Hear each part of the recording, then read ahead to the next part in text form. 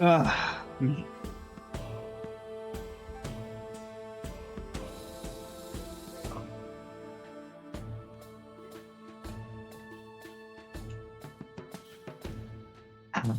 Right, what did you want to know? okay. First of all, can you hear music?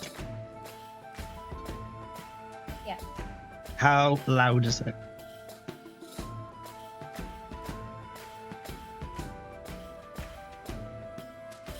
Oh, it's fine.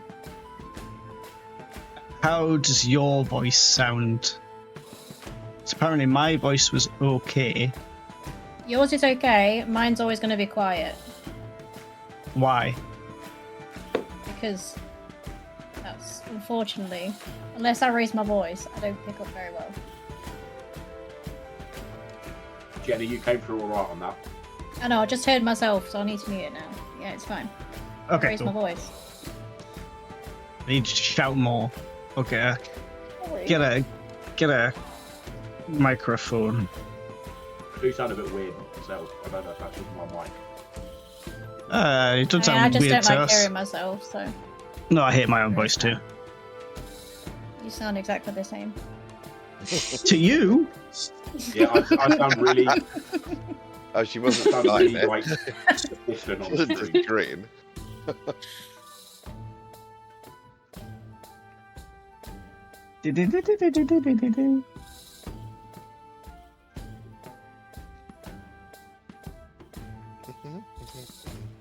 Right. Okay, let's go. Can't see anything because you haven't got your camera on. Now I hear music.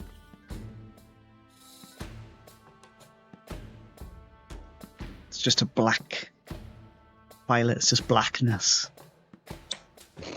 She's called Umbra for a reason.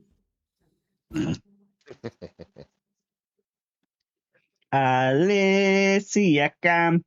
I said I it right. said my name right. Jesus Christ. It's a new day, everyone. I've been practicing.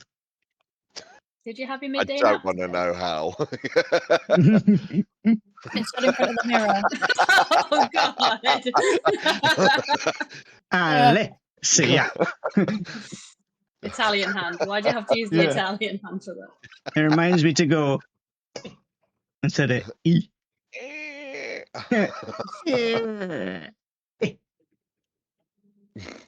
There she is. Right. Who would like to do a recap? Nope. I think I just saw a donation come through You on did. Oh. stream. Oh What? my God. God damn. It's from our esteemed patron, Mr. David.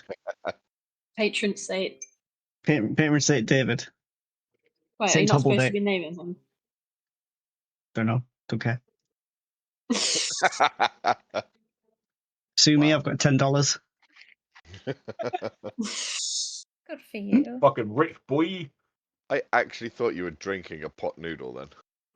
Just like I didn't see the handle. I was just like, I know you're northern, but fucking hell. Do you Too not? northern. Do you not drink the dregs after? Oh, Get Yeah, bread. yeah, yes. it's the whole salty. thing from the No, start. 'cause it's got all the little bits in it at the bottom. Yeah, the best bits. Crunchies. Flavor. You're talking to someone who put yogurt with bits in through a sieve because I don't like bits.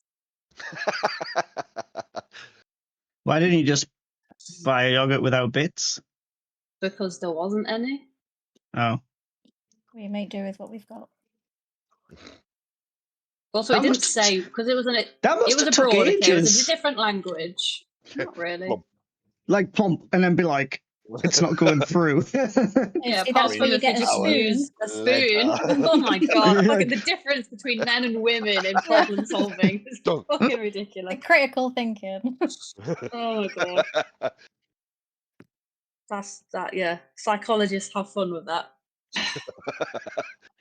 Like, I could understand like orange juice with bits, right? That would go straight through.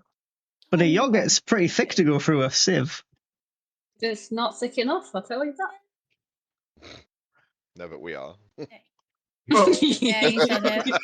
You Wouldn't guys get will be us- stood there. It wouldn't For a get full us through a day. fucking sieve. All right. Who would like to take us? What happened last time? I mean, it's It was pretty long literally last now. week. Yeah. We did the whole interrogation stuff, that's all I remember. We did like 2 hours of shopping for things we couldn't afford Yeah. the entire time. Can I have that? No, No. too expensive. Can I have that? Why didn't No, it's too did Valkyrie expensive. get something done?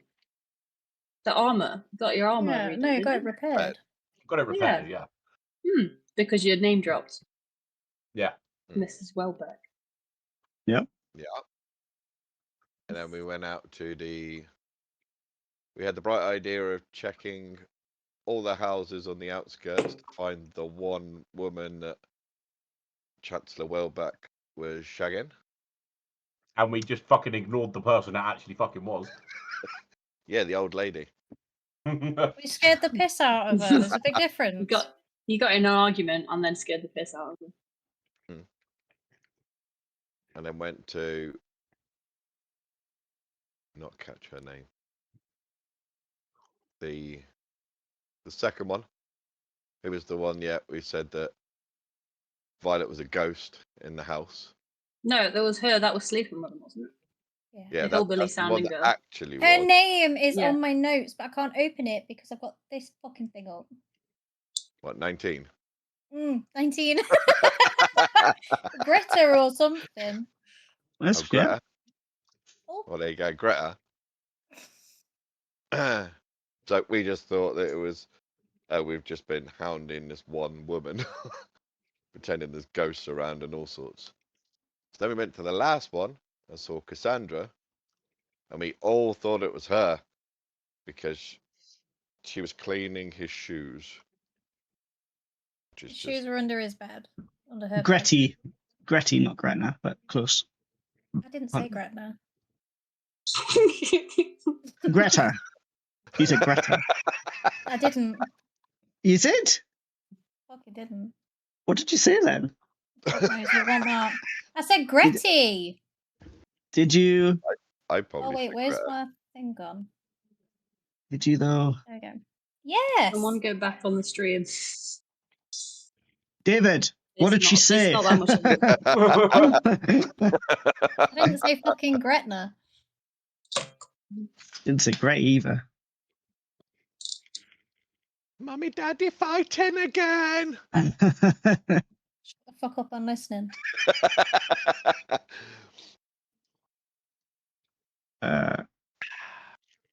Anywho's. Anyway. So once we did a fake blessing while Violet Not was fake. a blessing while Violet was going through the house, she found the shoes. And I Shoes under the bed. Yep. Then when we left, we saw something in a barn, which turned out to be Chancellor Welbeck. I followed footprints to the barn, and then there was a bit of a cape sticking out or something. So then I go back to call you guys, and then it was like, "Fuck, I've been bamboozled," and he ran off into the woods, and we ran off. Yeah. And then we chased him. I think I stood on his cloak, which pancaked him. And then, because we were trying to kill him, my sword wanted to kill him and tried to kill him. But, like, Valkyrie kept getting in the way. Fucking hell.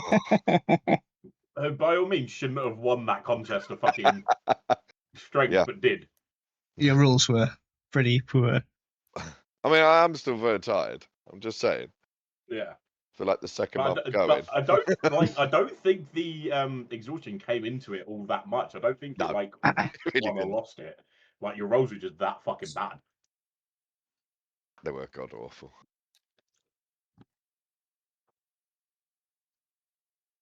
But yeah, And pretty then- much. I believe he got away. Yeah, he ran away. while we Yeah, were all believe- fighting. And then a bunch of the farmers came back from the fields at the end, Her dad. basically. Yeah. Yeah. And it's Then at that point Pretty you met- realised, Yeah. yeah, Let on that she was getting gold from him, and it was fucking her that it was fucking him. And we told on her to her dad. We then slammed the door.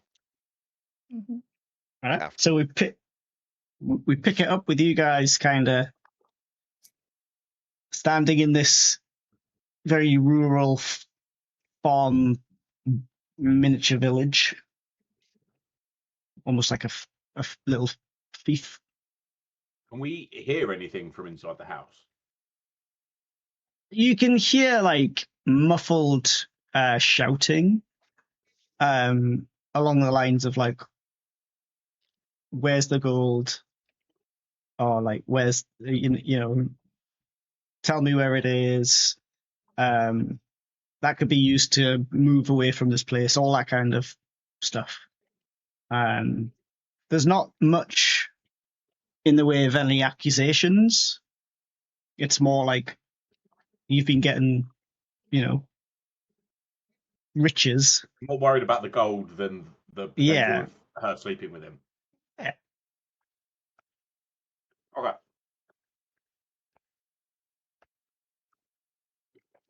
Well, what's the plan now?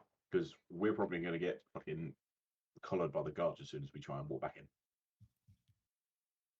So I need No my idea. axe. And you need a nap. I need my axe. Just in case the god turns up. Do we really want to start fighting the guards? Or, Like, or we Turn the whole city against us when we still need to get to the top of the city? No. You don't want to do that. We need to find a way of, if we are, the guards are us, we need to find a way of getting back up to, what's the fucking name? Sun Plateau? Yeah, no. What's, No, what's what's her name? Fontaine? Fontaine. Need to get back, find a way to get back to her to tell her about what's happened. And Did I potentially get the find guards. shoes? Because I ran off to get the shoes. Yep, yeah. I think the shoes don't necessarily matter at this point. She also needs to get back to her freaky little book club. Well, it proves That is that true. it proves that he was there. That's true. Because at the He's moment not in it's the still right our house. word against his. do they have like the name Welbeck in the seam of the shoe? So you know they're him. I I don't feel know. like she didn't recognise her husband's shoes. Maybe. Are we going to try and get back in? Yeah.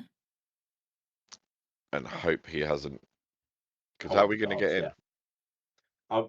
That's the Front thinking. door. Like, I'm assuming we could just go through the main entrance, but we would then run the risk of him having already told the guards. Yeah, but he didn't exactly go through the main entrance, though, did he? With the way that he was running. Because we didn't come through the woods. Did he run back into the woods, or did he run towards the main gate? We He were already kind in of- the woods, weren't we? He kind of like ran sort of, if you like moved south from the, like, down from the city, he kind of ran like northwest-ish. So kind of the way that you came, but just off to like one side. So it's still technically towards the main entrance. A little bit. Yeah, like you surmise that like the way he ran, he'd eventually you would hit the wall, and then you'd sort of move along the wall to get to the. So it's the a safe entrance. assumption that he's already back at the city and having potentially told the guards. Well, considering how much time's passed, yes, that would be a reasonable assumption. So are we going to risk a confrontation with the guards, or are we going to try and find another way in? I mean, we technically didn't do anything wrong. Technically, no, but we did also somewhat attack him. He did threaten us to get the guards on us. Yeah, and execute us. It just depends. Look, he's if you didn't want to get caught, you shouldn't have ran. So There's no need to run. we He can was go ahead and acting risk it. suspicious We can go ahead around and the risk lovely it, farm folk. but somebody else is talking to the guards and getting us out of it. If that comes. It can't be you. By now, your characters know that like chancellors are pretty important in the city. Like, So the fact that we technically attacked him is Yeah. not going to do us well. Or even Yeah, if they're we on- didn't, he could just say we did.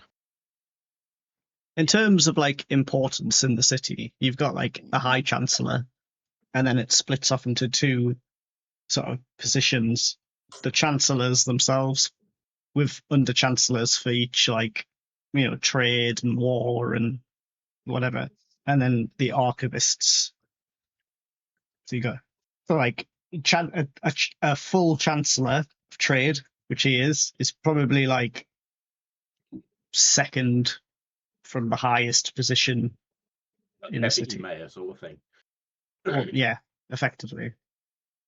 The cabinet. Yeah, effectively, you're part of the High Chancellor's cabinet along with the High Archivists, and then they split down into their separate organizations. So this could go very, very badly. Let's Yeah. go find out. Fuck it. Let's just go give it a go. But Okay. I'm not talking because I will make it fucking worse. My charisma's not much better than yours, just so you're aware. Who has the highest Okay. charisma? That would be Alicia. I've got the +10 or whatever it is, deception. So it's actually at 6. And I'm really good at talking. You is? Yeah, you're arguably better than me. Me. Wait, what is your All right. charisma? Like 10. Oh. It's a damn sight better than mine.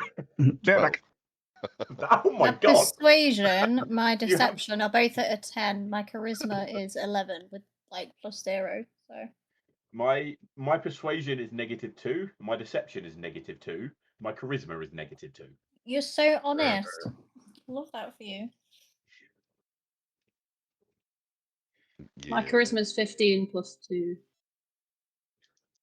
My deception is +2. Wait, what? Why does it say 18 next to it then? No, +8. No, deception's +8. That makes sense. What you got? Take away. Persuasion is sustenance. Wendy's. Mackies. This is a Oh, Mackey's. Wendy's. And the dog. So hungry. Hey, Ash. I got a Costco's chocolate muffin. Oh, they're so good. Go lie down. Good girl. Amazing. The white All chocolate right. and raspberry ones are really good too. Oh yeah, So you're making your way. blueberry ones. The blueberry ones. Oh, I'm hungry now. I'm so hungry. this is my Um, tea. I did not have a chance after getting home from work to have that. To have tea. I had breakfast at 3 o'clock this afternoon. I did a lot of work and I was like, oh, I'm getting a bit hungry now. What time is it? I was like, fuck, it's 3 o'clock. Holy shit. Even I had breakfast. Mm. That's saying something. I never have breakfast. Well done. You need. How do you though? What's happening? Gold sticker. You need sustenance. We're doing this thing. Yeah, This is not going to go well. Yeah, it's Never not does. is it? part of the adventure. This is going to go. It's fine. We We're just gonna get arrested. every time we get in trouble, we're like, Mrs. Welbeck, save us. Yeah, sugar mama. If So in you doubt, make I'll it- just open my book. Oh, Devour the Jesus. entire city. Yum. Me, fixed it. You It's make. not earthquaking anymore. Oh, It is. But there are small tremors you feel every so often, but not so much to like cause any major damage. But it's a case of like, am I okay? My leg's all right? But you realise that it's actually these very small tremors that are happening. But you make your way back. I You imagine make it with- each tremor like Valkyrie just loses a pedal on my leg. Yeah, it's like just a small shingle just falls off my leg. Yeah. The scenery.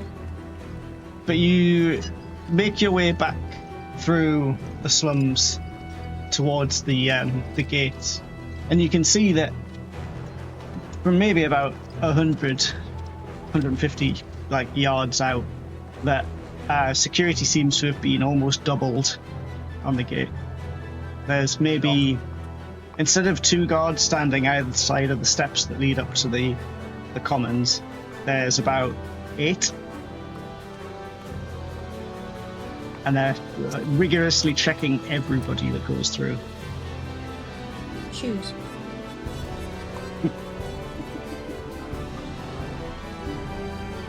What are they checking for? Oh, It's hard to tell from this distance, but you can see that everybody's being asked to pull hoods down or remove any facial coverings. Everyone's Should I being go checked. invisible again? Everyone's being checked for weapons. You can see that weapons are being taken off people and put into a large crate that's been relocated to the staircase. oh, yeah. Was there only that way in? Or did we manage to find like a different way in?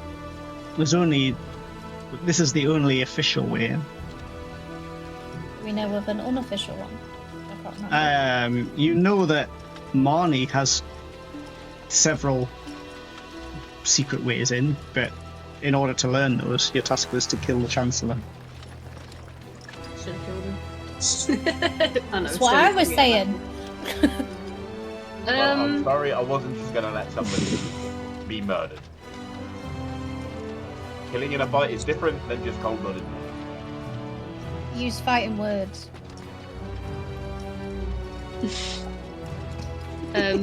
Okay, so you know that cloak I've got.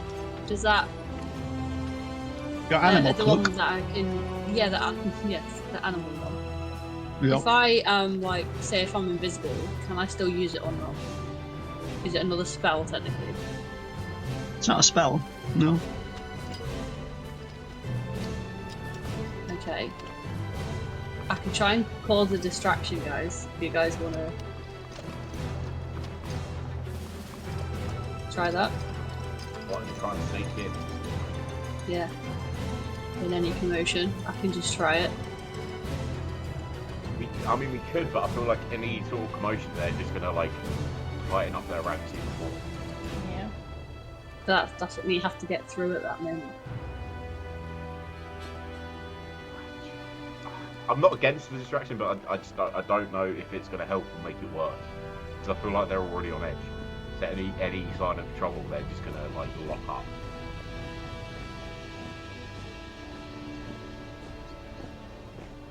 I mean, It's the only way I can think to get in without being checked or having to bother with them. I'm quite distinctive. So if I go close and then Wait. start How many running people at can me, I cast? run off. How many people can I cast invisibility One. I think just you. on? See, I've got So we could do it disguise on self, those. but that's just for me. I So 2 of us could get through. For sure. So that could be something. Me and Gore get caught. You two manage to get in. Speak to. I keep fucking forgetting her name. Fontaine, and gets released. Mountain, but not. That could work. Fountain Man. I mean, I've got pass without trace. Still have to get past That's- them. yeah. Yeah. No risk. Mm. Seeing I mean, as they're we actively trying could- not to let people through. It's not like they just stood. We could put it all together. So we could. Violet could go invisible. Raina could disguise self, but also pass without trace. We can try and sneak through, but if we get caught, then only me and Gore are the known entity. So only we would get caught. You two can still Also- come through to find. And if you Fontaine get to us caught- out. Wait. If you get caught, I can try and cause a distraction with the animals, but it all just depends what animal comes out. But it's worth a shot. I think if we do all of it, we might have a shot. All of But it. I feel like Let's that's go just all like of it. throwing stones at a wall and seeing what sticks. Yeah. What's wrong with that? We can go for it. On. Great game, that. I've got nothing to necessarily. I can bless us to try and improve a potential stealth roll. Yeah. I mean, they might not even be looking for us. No, they're not. But it's gonna be fun anyway. Yeah. You're a fucking rabbit. Rabbit. That's up to 3 creatures, so if I upcast it to Shove it 2, I off. can get all to level 2. I can get all of us with a bless. Got part of that trace. Violet's going to be invisible. Rayna's going to be disguised. If we do end up getting caught, it's hopefully only going to be me and Gore that gets caught. And if we do, Violet's got the distractions to help us try and see through again. But if not, me and Gore are caught. Rayna and Violet can go and speak to Fontaine about it and hopefully get released if that happens. Does that sound like a reasonable plan? Have I Yep. forgotten anything? Nope. Let's just have fun. Let's just do it. Caution to the wind. Balls to the wall. That See always what works. happens. Balls to the wall.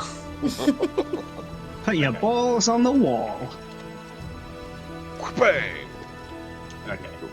So Bless is put up to a minute, so as soon as we get close enough, I'm going to cast Bless on all 4 of us. So then we've got a +1d4 to oh no, attacks and save. That's not going to make any difference. I just realised that. That's not going to make any fucking difference. Unless we have to fight him. We don't have to kill him. We can just try and knock him out. I'd rather avoid 8 minimum plus reinforcements that will come very quickly. It's Alright, very then, busy. Never mind the at the blast. gate. Let's just- Right. We won't have Bless, but I think it's still worth it. Okay. So when is Violet and Rayna doing invisibility and But I'm gonna have to do Discuss. it like to the side, so that somebody just doesn't see me. Just yeah? Okay. Out of character, do you have access to level 3 spells? me. What level are we? Yeah, I've got. Yeah. So you Yeah, can I've got upcast three. invisibility from 2, is it? I think it's 2. Yeah. It's level 2. Yeah, if you upcast it, you get an extra 1, I believe. So if we use it on Gore then, Yes. because you're the most recognisable. Yeah.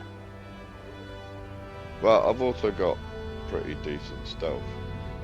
But if somebody, you say it's quite busy. If somebody like bumps into you, does that get rid of the invisibility? Doesn't They get notice. no. They'll notice you're there. They'll notice something's there, but With it being busy, it might be better cover if you're invisible. Oh, so it's only if Wow. you deal damage or cast a spell. yeah. Like Okay. if Gore Well, ran now into Gore. somebody full pelt That would and help. hurt and was enough to hurt them, then the visibility would drop. But if you just bump into Okay. people, So do you want me to do that on us Yeah, I think you and Gore, third level? unless because I feel like Gore's the more recognisable out of all, the most recognisable.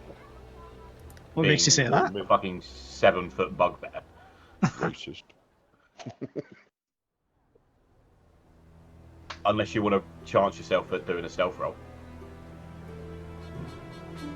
I mean, if we're throwing up parts of outer trace, That's a +10.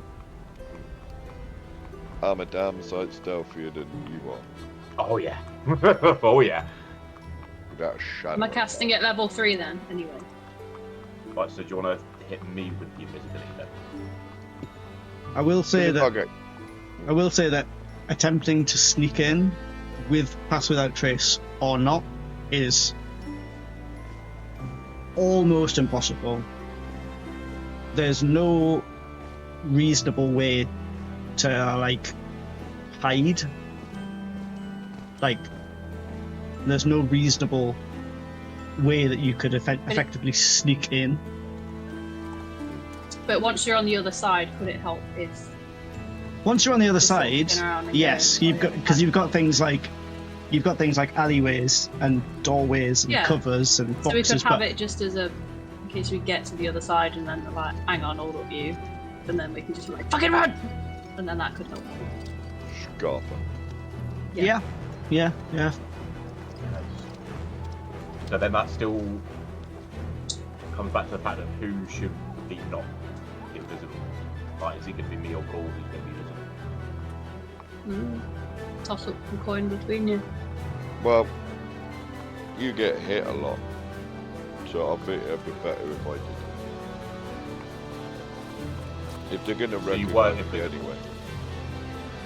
No, you go Sure. invisible, you three go through, and I just hold them back, and then you come rescue me. Oh. That's really sweet. Shake me with it. I assume that you guys have moved off the side and are talking in a Yeah. alleyway, not Mhm. standing in Right the next middle to of this. everyone. Yeah. You're right in Discussing front of the the guards, invisible. like, so the plan is to sneak I didn't in get past past those him. guys. Okay, so we'll do that then. Plus, like we say, I'm more recognisable. If they come for me, then we know it's all about us. And it's Yeah, not just okay. extra guarding. Okay. Let's do it. Right. Fuck it. Right, club, see? Why does that get rid of the level 2 and the level? Have a go back. Well, I did my invisibility. Just got rid of the level 3 slot and the level 2 slot. That should be done. Let's just leave it. See what happens. All right. So, Yep. who's invisible? Violet and Valkyrie. Raina, This guy. what's you're disguising yourself? So my idea is, I need to look like someone who lives, not the commons, the one above. I feel like where Thomas Warbeck lives. In the Right. mid. No, Very. Thomas lives in the commons. How does he? Yeah, So it's the slums, commons, and then what? mid city, And then some Sun Plateau. commons then. Okay. We are in shiny suits. Probably a button. Yeah, you're a bit dirty, You but might you have- are like. you might have I, also I at given least us want to look description. more formal and cleaner. Okay. All right. So, Violet opens her spellbook and reads a quick glyph, and you see both Violet and Valkyrie sort of shimmer for a moment and then become completely invisible. Raina, you do like a little twirl, and get encased in this sort of wind that sort of whips up you, and as it does, it changes the color of your dress, and Hair, face. cleans it off. Yeah, your hair grows out She's slightly. a Disney princess. That's what Yeah, effectively a Beauty and the When Beast. Cinderella Cinderella changes. going to the ball. Yeah. Yeah. Yeah, your hair gets longer and then ties itself at the back. Your Gore changes face, into a pumpkin. your face, your cheekbones move out slightly. Your eyes narrow. Your ears shrink down to human-shaped ears. And Gore, you just stand there while all this stuff's Mate. happening. No ghost. Still me. Are you guys approaching the gate? Yeah. Okay. Sure. You approach. Are you approaching together? I feel like slightly No, we'll separate. spread out a bit. Yeah. Yeah. We'll Okay. integrate into the crowd. Probably like, Okay. Violet and Valkyrie, you have no issues. Your heart rate climbs rapidly as you see two of these archivists walk down the stairs and start to begin casting some sort of spell. But Violet, you very quickly recognize this as like more of a mending spell, and that they're attempting to like fix some of the cracks that are appearing in the stonework rather than any sort of detect magic. So your heart rate slowly cuts down as you sort of slip sideways past the guards. Valkyrie, like Violet, you skip up the steps, your soft shoes and dress not making much noise. Valkyrie is taking a much slower, measured approach for fear of clanking on the stone steps. Mhm. But you both, like Violet, you get up the steps to the first sort of little landing and turn to see Valkyrie, because you can see each other being under the effect of one spell. You see Valkyrie like creeping up the steps behind you, but you two make it. Who's next, Raina or Gore? I think if I go first, then the distraction can let the rest of you go. We Great, could that's close great. it off. It's like a big toss up, isn't it? So either's Yeah. fine. Okay. Well, who wants to go first? Don't make me decide. I'm not in control of your characters. What? Raina go first. I'll go left. Raina, you go up. You join the queue, and within about 2 minutes, you get to the guard, who pats you down and starts removing all of your weapons from you. They're disguised. They're not disguised. It's disguise self, not disguise everything. You make yourself, including your clothing, armor, and weapons, and other belongings on your person, look different. And what do you make them look like? Nothing Considering. different. All right. All fingers. All right. Bracelets, necklaces. It has to be reasonable. They It is reasonable. they take a look at you and they determine you to be some sort of scribe because you have lots of quills and parchments and map holders on you. They ask you to like pull your hair back, and you can see one guard like peering at you through like the slits in his helmet, and you can hear him say, "Yeah, not one of them." And then as soon as you like go to take a step, the guard like grabs your arm and forcefully moves you out the way to get to the other guard and points directly at Gore. And you can hear him say, "That's him!" And 4 of the 8 start charging down towards Gore. Can I rip off a patch off of that dress then? Yeah, Big cloak that I've got in the bag. yeah. Roll Let's me see what a happens. I don't know how to use it, so let's find out. d20. I think he's got a list of animals. Yeah. It's either going to be like a mouse or like a fucking bear. The thing is, if you throw a mouse at one of them, What is it? Yeah, Sorry, should get down as 14. 14. You throw one of these patches down, and the patch glows bright blue and starts to form into an animal. And as the glow sort of fades down, a small rat scurries across the step into one of the houses. Fuck's sake. I tried, guys. I tried.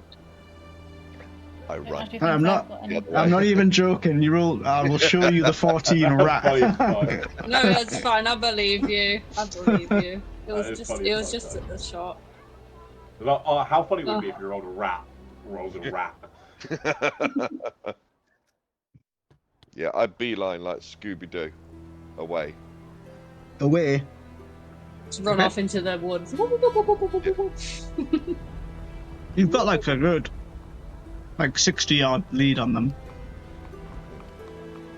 Where are you leading them? Like out? Yeah, right. Okay. Or look, keep going until they stop. They don't seem to be stopping yet, but you are still running through the slums. Okay. Yeah, Where do I we know can in the go. slums? Arnie? Try and lose him. Try and shape him. Remember, you've got pass without trace. No, not. You have to be within 30 foot. Oh, of the caster. Yeah. Yeah, you got to remain like in Fuck. a bubble. Okay, make me a make me a survival check to see if you can identify on the move a suitable sort of rat run to get down. I have a rat. I ain't got the run. Sorry. Oh yeah, yeah. Oh, 21. nice. Now it's 21. great. I was like, where was that yesterday? You start to make some good ground on them. Your huge footsteps and your massive strides lending you a lot more speed than you seem capable of. And you sort of, your head's whipping left and right to sort of try and find an alley to go down. And you almost like run and then dive left, and you scoot through a very narrow gap between two buildings that opens out into a small little courtyard with a well in it. Do you keep running? That's all three, that shit's going well. Shimmy down. In the well. Fit in the well. Uh-oh. Yeah. We'll Sure. still find you later. It's Remember, probably you're all fur. It's fine. it's We'll probably just go around the like slums later, just like Marco, and you just hear a very echoed, "Oh no!" it is. off. It's just about big enough for you to get down. If you wanted to. Yeah, fuck it. I'll try and stealth my shit. Nowhere to go. Only half series of that doing that. All I can hear is the Probably sound about effect three. of like when a ball or something goes into a tube and gets stuck with like thump. One of those fucking wands.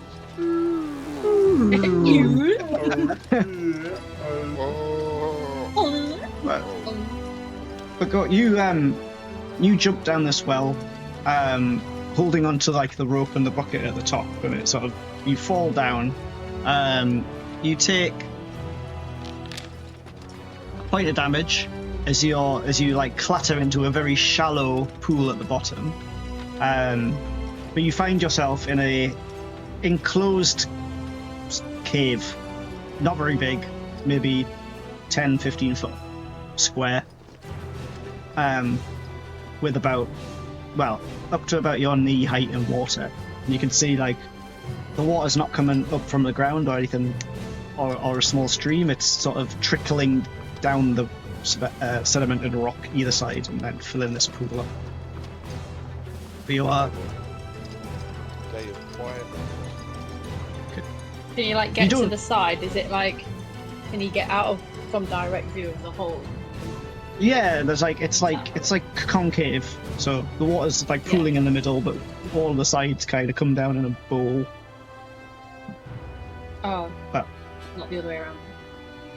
Yeah, yes, like it's concave. Yeah. But you don't hear anything. I will give it a good, like, probably half an hour Okay. to make sure everything's gone. And then you lot carry on doing what you were going to do. We didn't exactly have a meeting point, did we? Nope. We And should so I have did. Walking. discussed that. This is essentially going to be Baby's day out. Yeah. Or Yeah. on his own. Oh shit! Who thought that was a good idea? Oh no.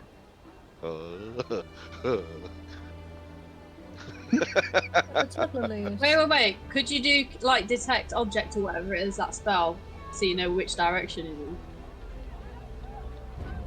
If we know that there's an object that no, but if we know he has an object on him, I am an object. like his Potentially, axe but- or something.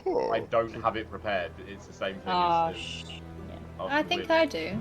I've got some. Oh. Ooh. Okay, we'll figure it out later. We'll figure it out. It'll work out.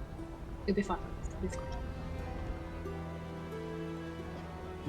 I can locate animals or plants. Is a bugbear an animal, technically? No.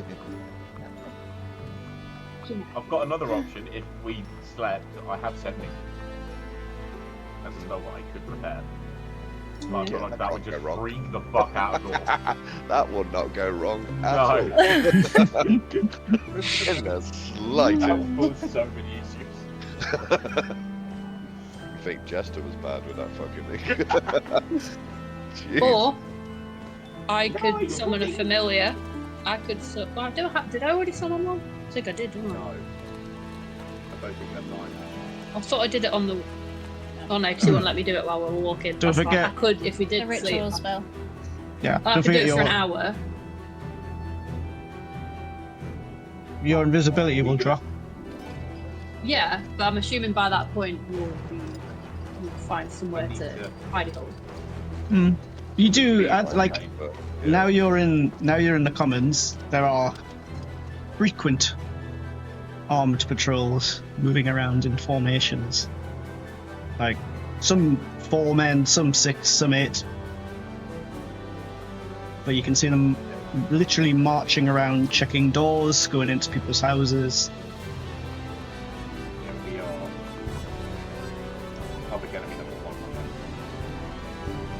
Can we find somewhere to hide out, like not too far from where Mrs. Welbeck is? Because I'm wondering whether we could try and get like a letter without actually having to go find her and see her. Could I use my familiar to deliver a letter? Do you know where she lives? Or she was going. I forgot where. We're a son, Wasn't- but we don't know where she lives. Yeah, we could write a letter to there and maybe just hope that someone delivers it to her or gives it to her. Or just an anonymous letter. Well, with her name on it. No, like it doesn't say that anyone's going to be opening up her letters to read them because that would be rude. Works, but then it could work, but how long would that take? Like, how long would they take to get a letter to? I mean, you could give it a go at least. It's just a thought. It's just a plan until we like. But we need to find somewhere Yeah. to hide Yeah, first. we need to. Yeah, we do. Let's concentrate on that first, and then where can we go around here? I mean, the only real option that we have, if we had all 4 of us, would be to use the teleportation thing. To get to the top of this fire thing. Well, To get to. the home that we now have. But then we have to Isn't- try and get back isn't in. one- It's Isn't just one of the locations her house? no, it was in Thomas's house, wasn't it? We went. She I got thought one home of the somehow. I thought one of the locations she gave us on that scroll was her house.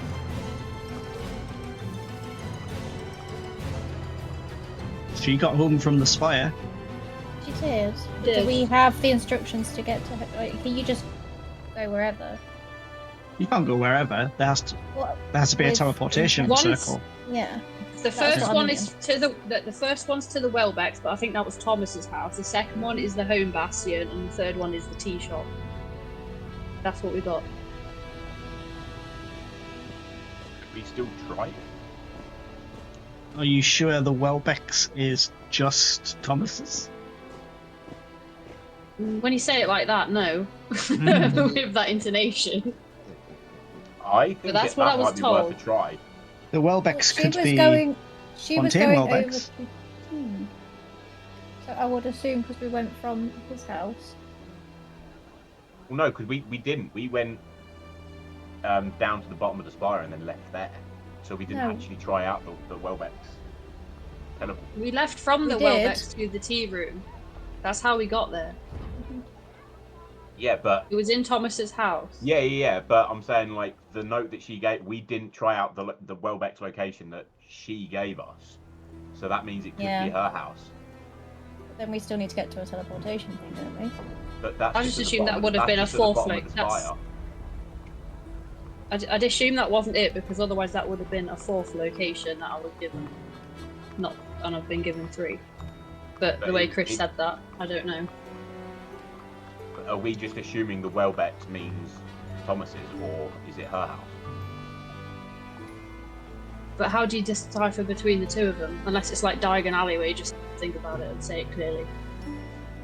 It's probably worth a shot.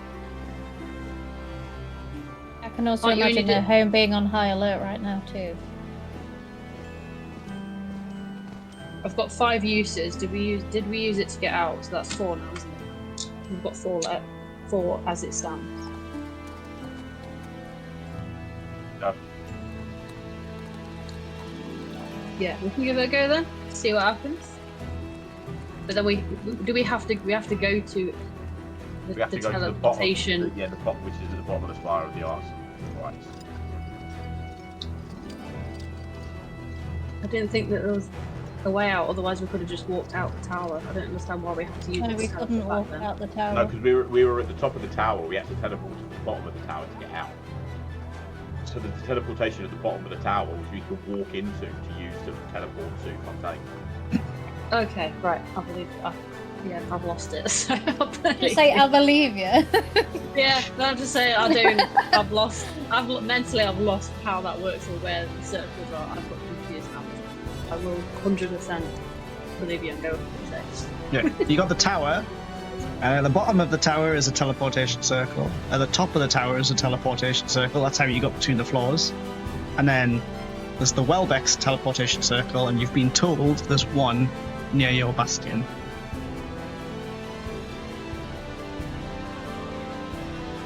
Yeah, but when we left to the tea room at the top of the tower, we used the teleportation circle from Thomas's Welbeck. No, you didn't. Thought we did. How did we get to the top of the tower then? No, when we left to go there with Fontaine, we left from Thomas's house Yes. Yeah. Yes. to the to where all the clothing shit was, and then to the tea room. From the And then tea you room, went we went from the spire down.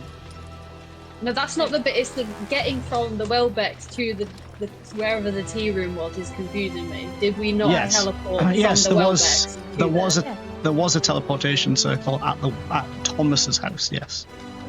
Okay. So you went from Okay. there, top of the tower, bottom of the tower. Yeah. So But she teleported you from Thomas's to the top. yes. So what I'm saying is, if we do the if we go to the one at the bottom of the tower, it could very well just put us in Thomas's. So just so you know. We're gonna chance it. I think it's worth the chance. Yeah, let's go. We've got nowhere else to go. I've got nothing left. I've got nothing They left. left. Yeah, let's try and get there. I'm still invisible for a little while longer. Hopefully it's take us more Up to 1 hour. Yeah. Oh yeah, you've been like 10 minutes, if that. All right, you pretty much know the route to the Welbecks, Thomas's anyway. So you follow the familiar route. There's not very many people on the streets anymore, which makes it quite easy for you guys to hear the guards marching around in step. It's quite loud, quite regimented. Mm-hmm. The only one that's really concerned is Raina, but you occasionally get like side-eyed by the guards as they like double-check your face, but otherwise they leave you alone. But you can see them like kicking doors in and checking like all of the smaller homesteads that sort of line the streets. But it takes you about 10-15 minutes to get to Thomas's, and you can see that there's guards posted on the main gate, like a pair of sort of youngish looking male soldiers.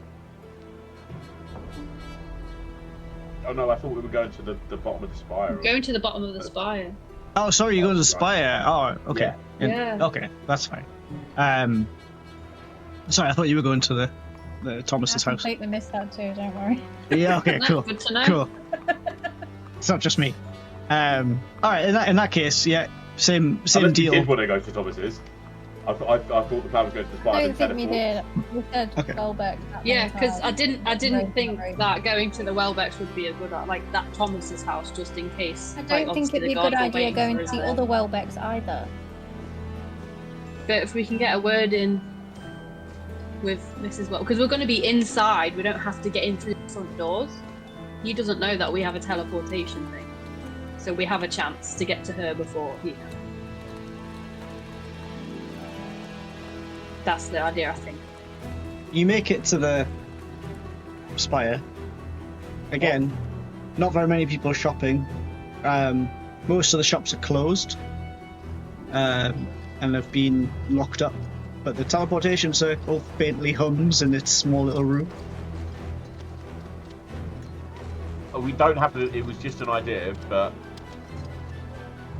that was my thinking of like getting to Fontaine as soon as possible to talk to her. Yeah.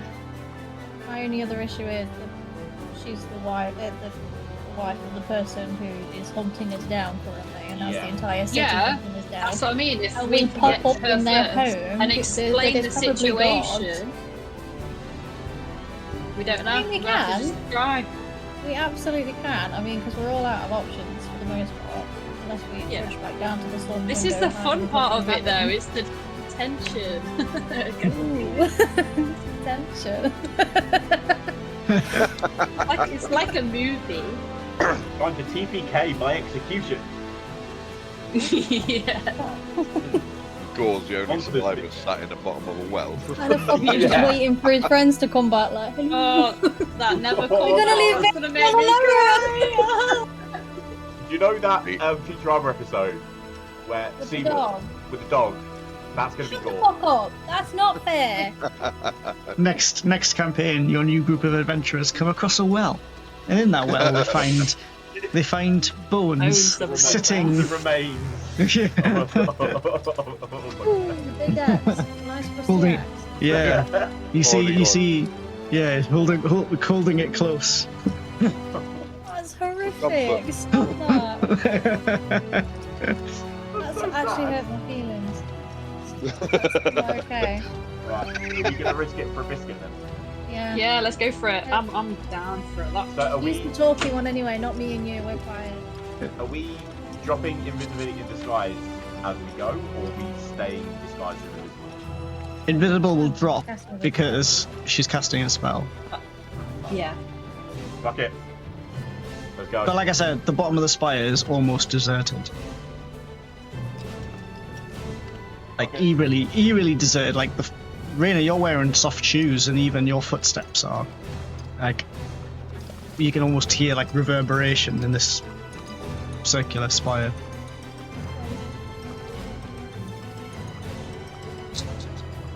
Are we doing it? Are we gonna try and just? Fuck it, dude. Let's go. Fuck it. Okay. Try and Do it use for the the vibe. scroll of teleportation. Everyone think of Mrs. Welbeck's house. This is gonna go so wrong. Okay. Oh no. Violet unrolls the scroll and starts to read off the incantation of the Welbecks while concentrating on a location you don't know, but a name you do. As your incantation reaches its crescendo, there's a blinding flash of familiar purple light as the teleportation circle flares up beneath you. All of our atoms disintegrate. And we flash to Gore. Gore, make a dexterity saving throw. Oh, I thought you meant we fucking. I was like, what? She lives in Yeah, the bottom of a well. Duh. Plot twist of all plot twists. They're poor as fuck. I know. 12. Plot twist. When the sun goes down, she turns into a toad that lives in the bottom of a well. 12. She must be safe. Break the curse. Oh, Speaking of curses, hello, Peanut.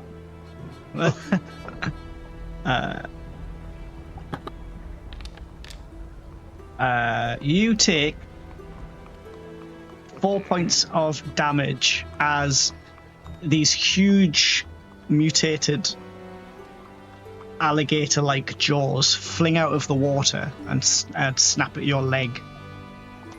Oh shit! Oh, damn. Enough room to bring my axe there- up. There's plenty of room, but you now see that surfacing out of this water as the water bubbles to the side is this.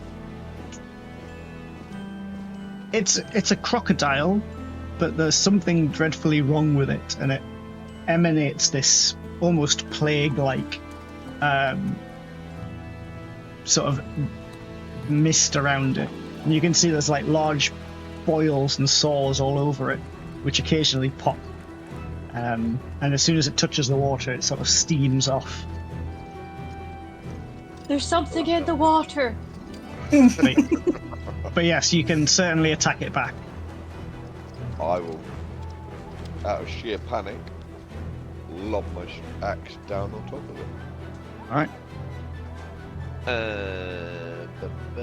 Quietly. You'll do this quietly. Oh, You won't do it at all. fucker. Oh no. It hits. Oh, they're easy to hit. It's a big fucking thing. It's larger than you. You get the feeling that this thing would probably devour you. Oh, mate. Minimum damage. Well, I can redo that. Because of my abilities. Oh! Near maximum damage. So you get a 9 to a 25. Even the one in the 20. Like, Slight differences. You take one step to the side and Blood One almost instinctively crashes down on this thing and its head just flops off, and you see the rest of its body thrash in the water as it like makes one final death roll and turns over. And you can see again, Blood One, you can see that this necrotic vapor start to be sucked into Blood One. And where there was one blade, one head of your axe that became sheen the last time, you start to see it splits, almost starts to split into two.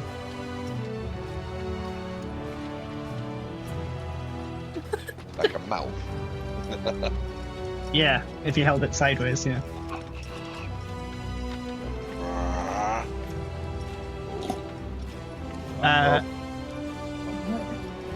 Back to no. Yeah. back to you guys. That purple light fades down, and you see a familiar room with wooden sort of oak wooden paneling all over the walls and fine ceiling. And as you step out, you walk out into a landing, but instead of stairs that come up, it just opens out into this huge walkway lined with pillars and a big red carpet down the center. And Ooh, this is I not like this place. this is not Thomas Welbeck's house. Interesting. At the end of that walkway, you can see what appears to be the main doors to this almost mansion-sized house. And outside, you can see two guards talking through the glass. It's a good 60 yards away from you. Alright. They make a noise. Made it. Now we've got to try and find Fontaine, hopefully in this house, in a room that we don't know where she will be. In an unknown sized house. Yeah, basically. This is going to be fun. Get our adventuring hats.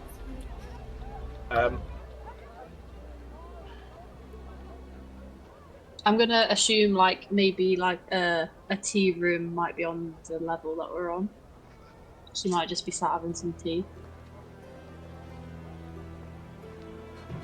Should we split up and look for clues? When has that ever helped us? Laura's in a It's getting well. up really. There's always one time. I'm not. Was this one time at bank camp? Yeah. Should we split up or should we all stay together? We should probably all stay together, considering I don't look like me. Yeah. I'm just thinking it might be easier to hide, but yeah, we can try. It's an adventure! Right. Into time.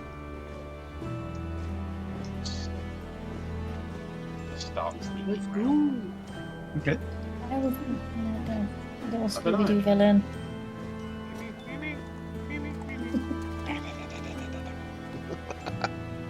as soon as you guys Theme starts playing.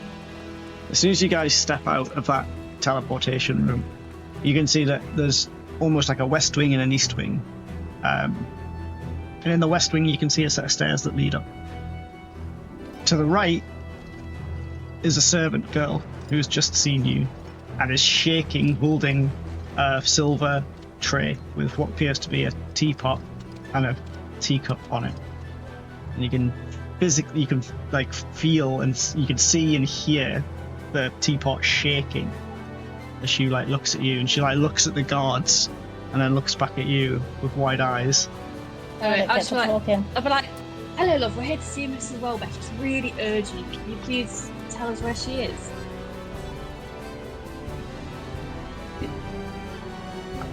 Are you the people the guards are looking for? No. They said there was a large lady and a lady with horns. That's you two. Right, I would just be like, look, we're like, I'd be like, well maybe, but that's because Mr. Welbeck's trying to stop us from getting some information to Mrs. Welbeck. And I'm assuming that you like Mrs. Welbeck and you're very much on her side. It's very, very, very important information. We can tell her, and then once we've told her the information, she can call the guards, whatever, you know, but we just really need to get this information to her. How about that? How about we see what Mrs. Welbeck does first, and then if she wants the guards to be called, then she will call the guards. Make a persuasion check. Fuck yeah, bitch. Do this! Come on, be good to me. Be good to me! It's gonna be a 3. Don't manifest that. Manifesting. It's a 10, it's in the middle. It's bang in the middle. She is unconvinced, but also not at the point where she's going to run off. Mrs. Welbeck might have mentioned us. We saved her life earlier today. Like, if we meant any harm to her, you know, I mean, that we wouldn't have done that. Like, we are very much her friend, and we really want this information to be known to her before we get caught, because Mr. Welbeck's been caught doing something very bad. Bad like between what? you and me. Yeah. Fidelity. Yeah, it's like, and I'll just like look around and I'll whisper like, Rocket in the He's, ring. he's been cheating. We want her to know, so, you know, because she doesn't deserve that. And we found him where it was happening, and then we tried to hold him, but he escaped and threatened all the guards on us, and that's why they're on us, because he wants us to stop getting this. Oh, it's like a novel I read. It literally is. But like, if we don't tell her, nobody else knew. We were the only ones there, apart from the villagers. But again, you know, Mr. Welbeck has the power, so will they step forward? Would they say anything? Like, we're the only ones that can tell her. So, like I say, we can tell her, and then it's up to her whether she wants to call the guards or not. And we really need to get this information.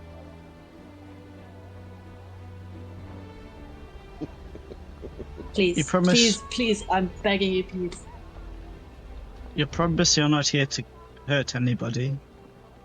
No, We like absolutely not. Mrs. Welbeck.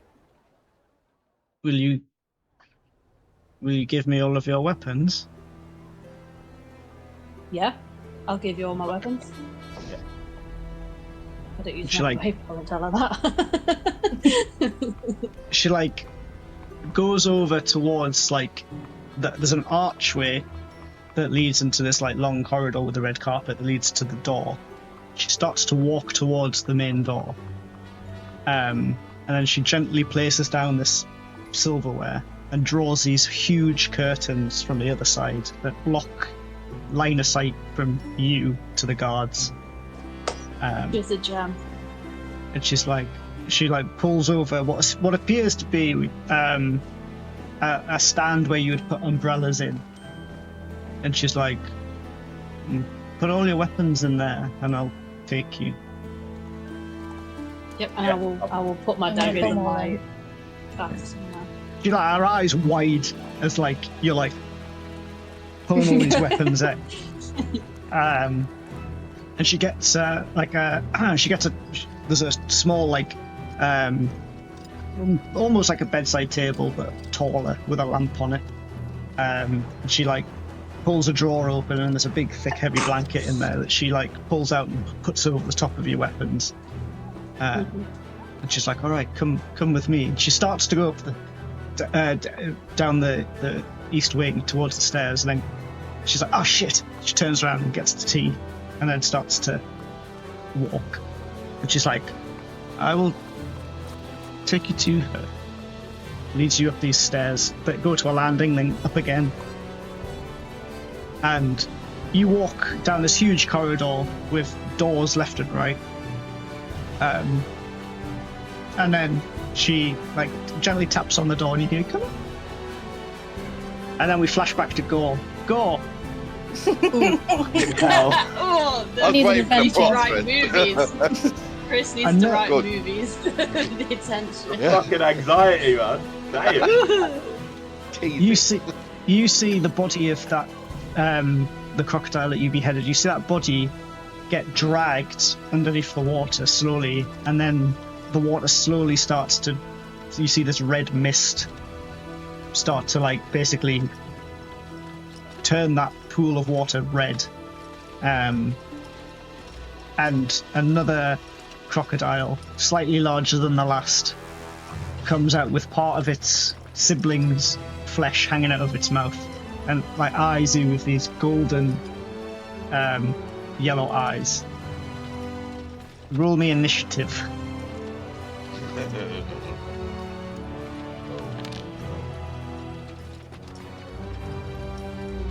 Basically just XP bombing All He's having all the fun. there is no thingy, so I'll just do it. Just do a roll with your character sheet. Go. That's the same. All right, just do another D20. Oh, D12, sorry, because I did a D12. Should do the coin one, but all right. You see this happening. So it's your turn first. Oh, I'm gonna get a little bit angry now. I'm gonna raid and then it. Okay. Ability. Jup, jup, jup. So the world's quietest rage. Is it like? Yeah, stifling it. Hernia-inducing rage. Yeah, I presume it's 20 hits it. 20 hits it. Let's go.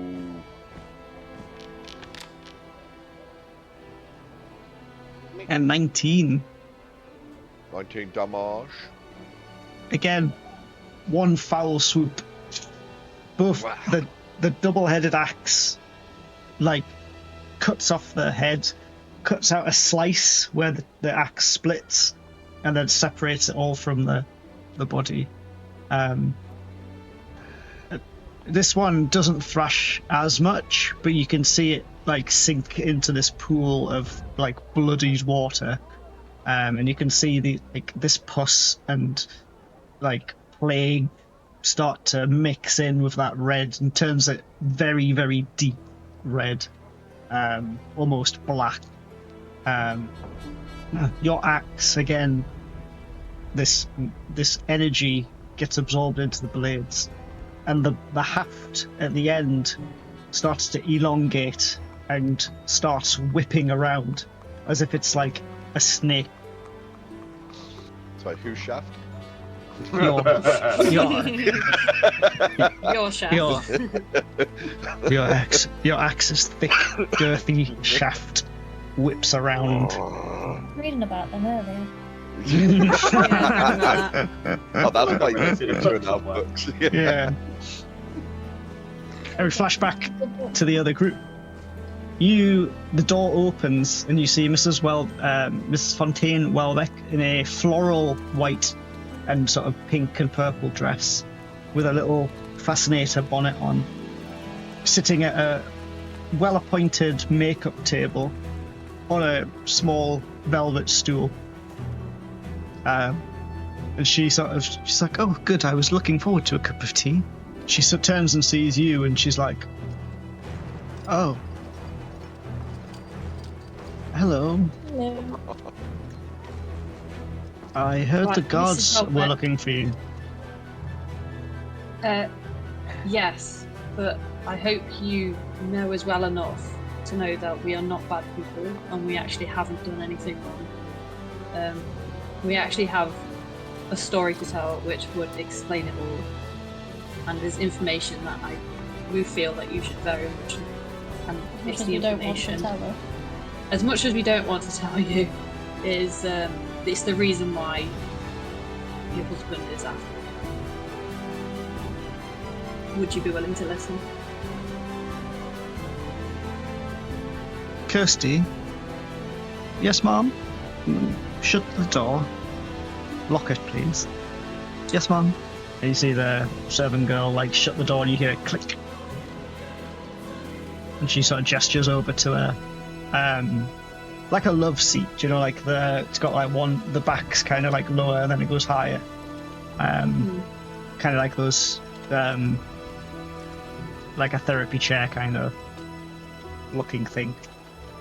She sort of like gestures over there and she's like, make it quick, I can't guarantee your safety. It's okay, thank you very much. So I don't even know where to begin really, but we began when we first arrived here hearing rumours about your husband having an affair, long story short, and didn't really think much of it, but when we were out on the farms, we basically came across the girl he was having an affair with, which she admitted it, and... We're going to stop you. But We're going to stop you. I'm going to stop you right there. Mm-hmm. And she like looks visibly like quite upset. She takes a sip of her tea and she puts it down. And you can see her trying to compose herself. And you can see like her eyes water slightly, and she takes a small frilled-edged handkerchief and she like dabs her eyes, and you can see that there's like some makeup on it that comes off. She like dabs one eye, dabs the other. I'm really sorry. But this is why we needed to tell you before we got taken away. 'Cause- Is this girl named Gretty? Yep. Yes. You already know? You can see, like, you know when someone's like trying to not cry and they try to breathe in and it's Oh, like you know, like it's, do you know like it's like not staggered? worth it. Do you know like when their breath in's really staggered? It's like Yeah. yeah. Oh, You can see her. You can see her do that, and she's wearing like a corset. I don't know if is it called a corset when it's over a dress, the thing that like yeah. tucks you all in, but she Or is like it a bodice? I don't know. Whatever it is, she Yeah. takes that off. She takes that off and throws it off to one side. And she sort of like slumps back in the like her posture goes from very ladylike to like slumped over. And she stands up. She walks over to a dresser beside a very well appointed double bed. And she opens a drawer and takes a small lockbox out of it. Takes the key that's hanging around her neck on a small chain. It's a tiny key, like a handcuff-sized key. It's tiny. She opens it up and she pulls out a note. And on that note, as soon as she pulls it out, you can see, even from where you're sitting, you can see that it's covered in lipstick kisses. And she opens it and she hands it over to you, Violet, since the other one talking. And you open it up, and you can see in it is very feminine handwriting. With at the bottom, you can see love always, Gretty. But as you read it, it's at the very top. You can see, "My dearest Marcel, when will you come to the farms once again? I thoroughly enjoyed your visits under the guise of walking in the fields when you come to meet me by the haystacks and the hay barn. Your touch is magical, and the gifts you give me are truly spectacular. I can't wait to run away with you. Lots of love, Gretty." Well, that's yeah, she really gave all the information that you needed to know, didn't you? This is terrible. He could write. Yeah, she could read. That's the bit Sorry, you're that is annoyed about. literally- That's literally what was in my head, but I don't want to say it out. I was like, yeah. And I'll just like, teaching her a thing or two. oh gosh, yeah. I'm just, yeah. Yeah, actually, I like fi- blurt that out and then just deeply blushes. I just like I'm literally cringing reading this because obviously it's awful. So I'm just like, I'm so sorry, but yeah, I'm so sorry. But yeah, unfortunately we did hear from, we've seen her and she's admitted it, and we caught Thomas. Sorry, not Thomas. We caught your husband there, and he tried to run away. So I think out of instinct, we just tried to grab him and just get him to sort of like explain himself, but he wouldn't, even though we know. And she's obviously admitted it, and then yeah, that's when we ran off, and then we tried to come to you because he told us he's gonna send the guards, and we just thought we can't. Like, you deserve to know because you deserve better. I didn't want to believe it. And I'll just be like, should I bother pulling out the shoes? I don't know if we need to at this point. As you're debating this, you hear a bit of a commotion outside the door, and you hear, "Get out of the way, you little bitch!"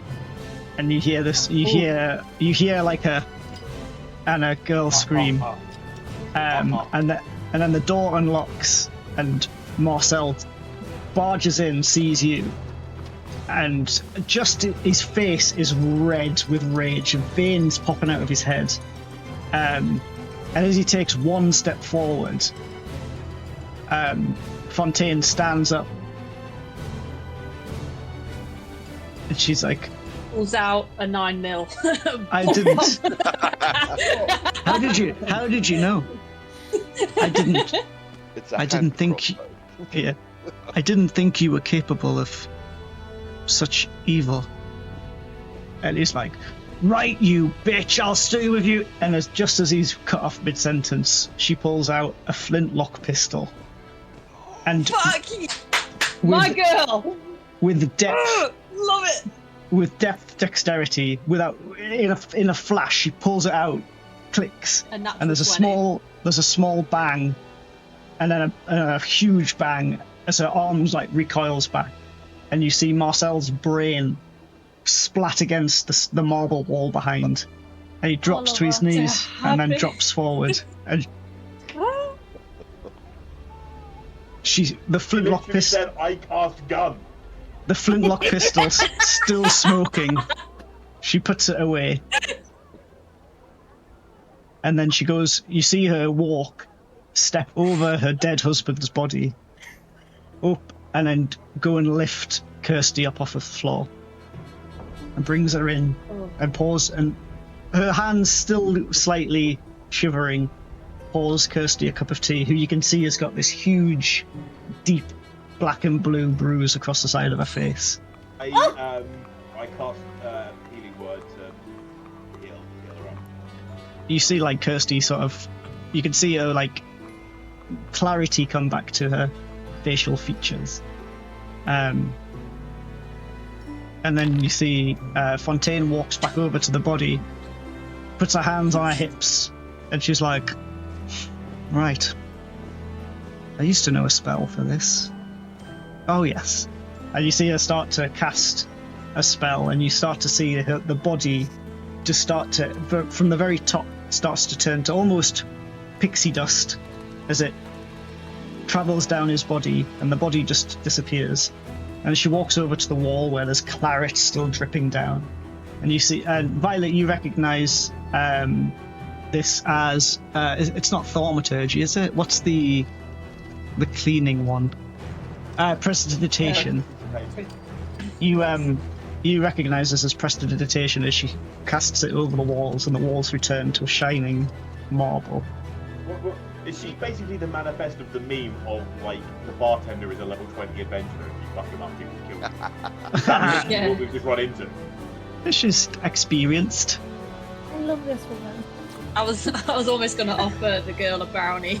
I was like, you need to take the edge. Oh, you know, thirsty.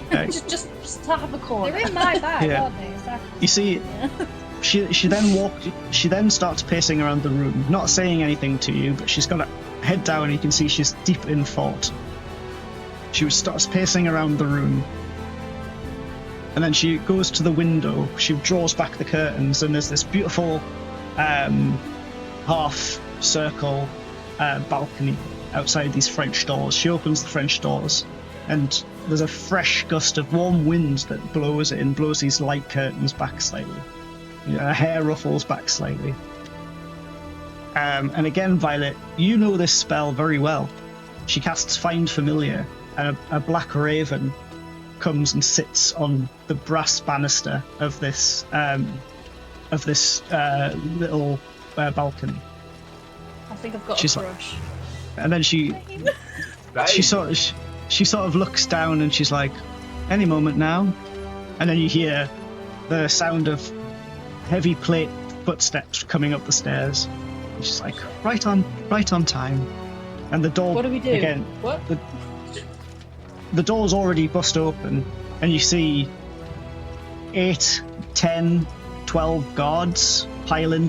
Like, some come into the room, some stand outside, and they all level spears at you. And she stands at the window and she turns around and they're like, Mrs. Welbeck, come with us. You are not safe. And she's like, don't worry, Captain. They are not who we think they are. They are not evil. She's like, your husband sent us to kill them. My husband has deserted the town. What? He has deserted the town. He wouldn't do such a thing.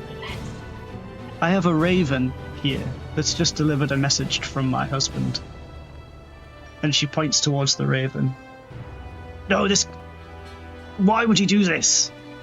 It would seem that he's been having relations outside of marriage and has felt that it's best he removes himself from the town. Oh? Then that means, and you see, they all raise their spears up, and he puts his spear down and he kneels. That means you're the new Chancellor. Yes, I think it does. Would you like us to remove these? No. From now on, they shall be friends of the city. And she says to Kirsty, would you mind getting them badges of office? And Kirsty's like, of course. And she looks at Kirsty looks at Valkyrie and sort of gives you a smile by way of a thank you. And she leaves, and the guards kind of look at each other, and they come over and we apologize for any fear or anything. We were just following orders.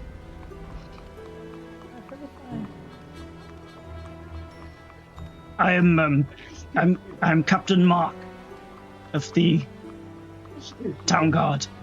It's a pleasure to make your acquaintance.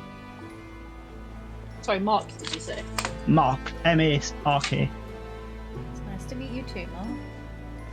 Captain of the Town Guard. Yeah. All right, men. Reduce the patrols. Everyone can go back to having leave. And they're all you see some cheers and some.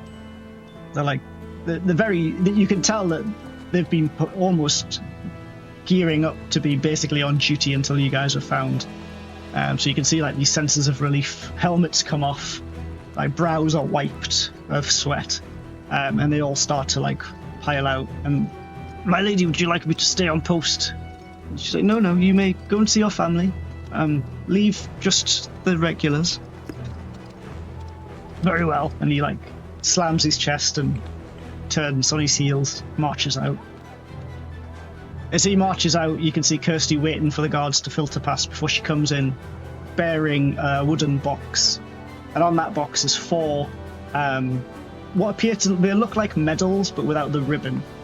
They've got a small pin at the top, and you can see there's a stylized sort of embossment of what the city looks like there on that image, of the tiers and the 2 bridges that come out to the side. And she goes around and she pins one onto each of you. Where is your hairy friend? I'm not sure. Yeah, he's starved. Run somewhere. We'll find him. And I'm far. Oh. And she like turns to the raven, and you can see her whisper something. And then she tucks a small rock into the hand of the raven, and the raven takes off. Gore, you're now sitting in this crocodile-infested well. You start to find it difficult to concentrate, as whatever is rising from this water seems to be filling this well with this fog, and you can't help but breathe that in. And it's starting to make you feel a bit dizzy and a bit sick. And there's you feel like an itch on your arm, and as you scratch it underneath your fur, you can start to see these boils starting to form on your very thick bugbear flesh. Oh damn! I'm hightailing it. That shit's happening. You can't get out. Ah, damn it! There's no way for you to actually get out. You know for a fact that the rope is broken as you like parasail down it. It's too high up. Imagine it's like a bauble shaped cave. He's on the inside and the hole is at the very top. There's no way for him to actually get to the hole that leads up. There's nothing around that you can, like, there's no tunnels, it's just literally all enclosed. It's all enclosed. You're sitting inside a sphere with a small hole at the top which leads up and out. As you're getting a little bit dizzier, you can feel your heart start to pound as your body seems to be fighting off some form of infection. And your eyesight starts to fade. Everything seems a little bit weird, like the cave itself starts to rotate. And through squinted eyes, you see a black thing circling, and then this shadow dives down the shaft of the well and flies directly over to you and sits on your crossed legs as you sit against one of the sides of the wall. And in its claw is a small rock.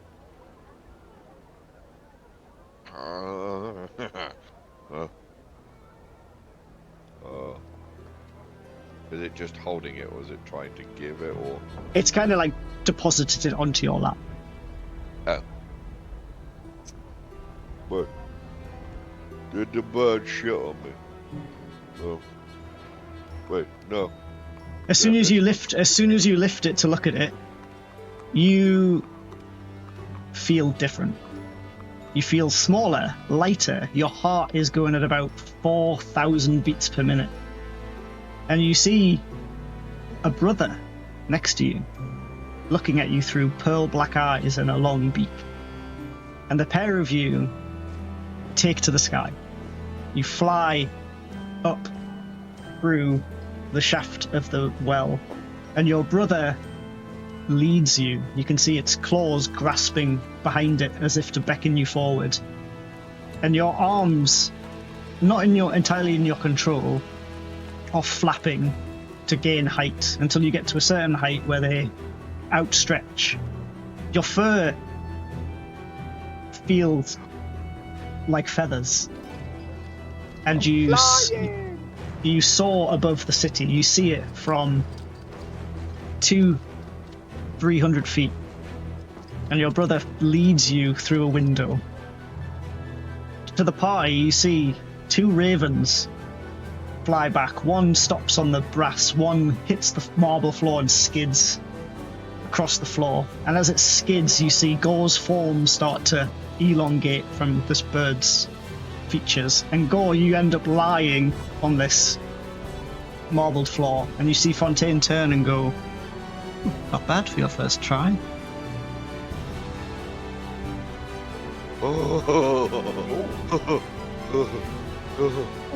Where did you go? I had the best time ever. But Fontaine immediately notices your axe. The rest of you notice Gore's axe, which its head is split off into 2 blades, and the bottom end of the haft is now snaking about and whipping around. Fontaine sees it, points a single finger at it, and disintegrates it. Oh, she's strong as fuck. What the fuck?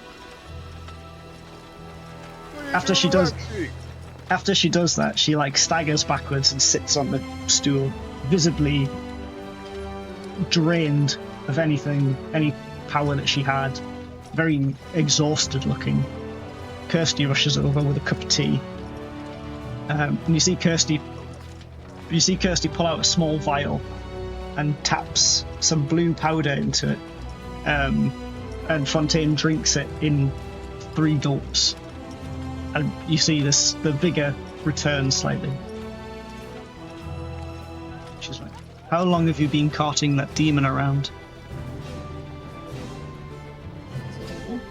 Actually, he's not a demon, he's my friend. We smash things. We smash shop. Giving it a day ago? A day, and it's already become...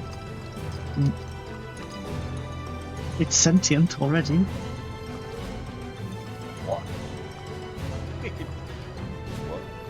Did you see it? Yeah, that was weird. Mm. Yeah, what was that? It's a demon. How the would a axe demon of the in an demon. axe?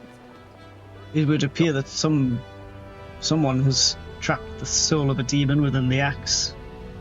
Given enough power back, it would have gained its true form. I haven't destroyed it. I'll be 2 seconds, and Valkyrie's going to run down to all the other weapons, grab them all, and run back up, and then place the mace and the throwing axe, or the mace and hand back the throwing axe. I don't think your mace was a problem, was it? I don't know, Was it but we got them at the same time, and she's going to put it on the down and be like, "We got these at the same time. Is there anything else wrong with them?" The mace seems to have not sentience, but it certainly seems to be carrying some form of curse. Oh yeah.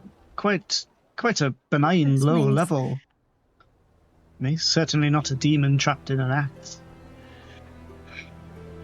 Okay. You're not very gingerly pick it up. It's entirely possible can the I person that gave you this did not know. But Gore, you will always be forever tied to this axe. You should watch your back, because if it ever gains sentience, it will return. I'll ask her, like, what do you mean it wasn't destroyed? I am not powerful enough to destroy a demon. The best I could do is cast it away. Where to? I don't know. It's just not here. Is it where the book sends things? the book. Oh no. Why? Jenna, why the fuck would you say that? Jenna didn't. Just so you're aware. No, if we've got demons, Oh, we've all got demons. you're gone. That's my business. All it's ever done is help you. It hasn't Fontaine. helped me. Fontaine like looks, and she's like, "I don't see a book." Yeah, it's at a bookshop that I'm going to tonight. Oh, for a moment there, it sounded like you had a book, but I can't see one. I've got this chronicle thing that like tells you a load of cool stuff about places. Oh, that you yes. wanna know. Yes, I am Yeah, that's familiar. pretty cool. Yeah, I got one of those for sure. But sorry, I'm eating pizza right now. Nice. Did you order a takeaway? I did. Yeah. This is Well- not the time to talk about food. My axe is gone. Go on that- Go go on that axe. That axe would have consumed you, made you part of it. No, it become part of me. I'm afraid that's not true. It tried to do things by itself and you didn't want to. Like It just earlier tried to kill today. That person. Oh yeah. That Valkyrie just points to the cut that's like still semi-fresh on her forehead. That was an action. That was not an accident. That was the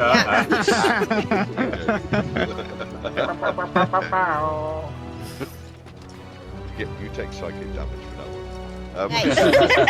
That was just like- I think we all need to take psychic damage for that one.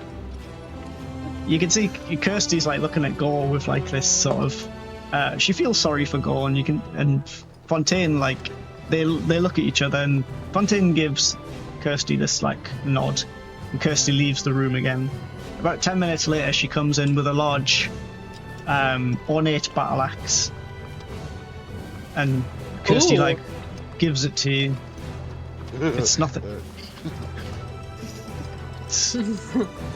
It's nothing special, but it's not got a demon trapped within it.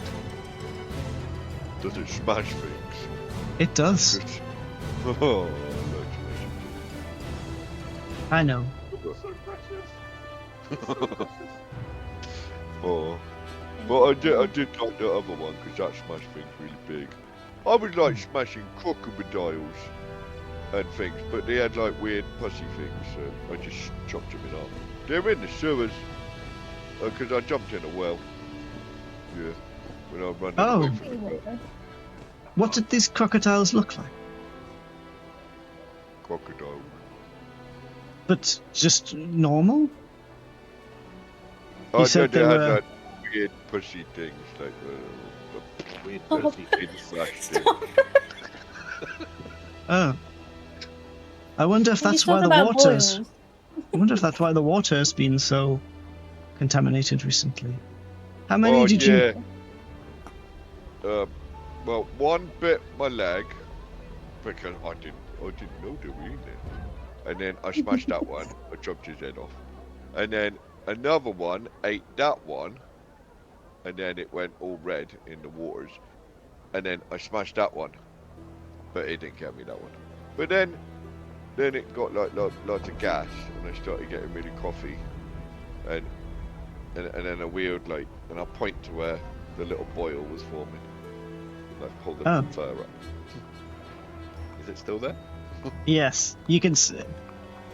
Kirsty like goes over to another drawer, like a dresser, and opens the bottom drawer. And she pulls out what looks like a needle, like a crochet kit. And she takes one of the long needles and walks over to you, holding it towards you. And she's like, I can't promise this won't hurt. She sort of parts your fur where the boils are and stabs it with the end of one of these crochet needles. Now, are you sure it looks like that? Okay, maybe it's a knitting needle more than knitting needle needle. is the one that you're after because these are books. Okay. Yeah, you got the Don't wrong offend me. one. Just She get it back out. gets a knitting needle and pokes these boils, which immediately burst into pus. Ugh. And then she takes a small candle. It's on a silver sort of carrying tray, and heats a bit of silverware and presses it into where the boil was, which causes you an awful amount of pain, but essentially cauterizes it. And then Fontaine sort of dismisses Kirsty with another nod, and again Kirsty returns maybe 5-10 minutes later with a small chest. Where does my camera keep going? Camera's been on Been on for a while. Oh, I figured it was on presume purpose. you're- no, I'm not looking at it. Yeah. No, David's not here. Oh. But she comes back with like a chest about this size, and hands it, and then like hands it to you.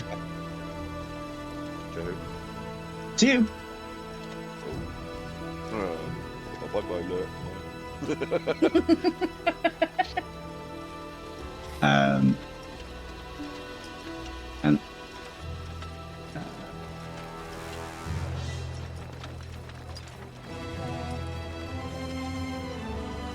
And yeah, in it is 100 platinum pieces.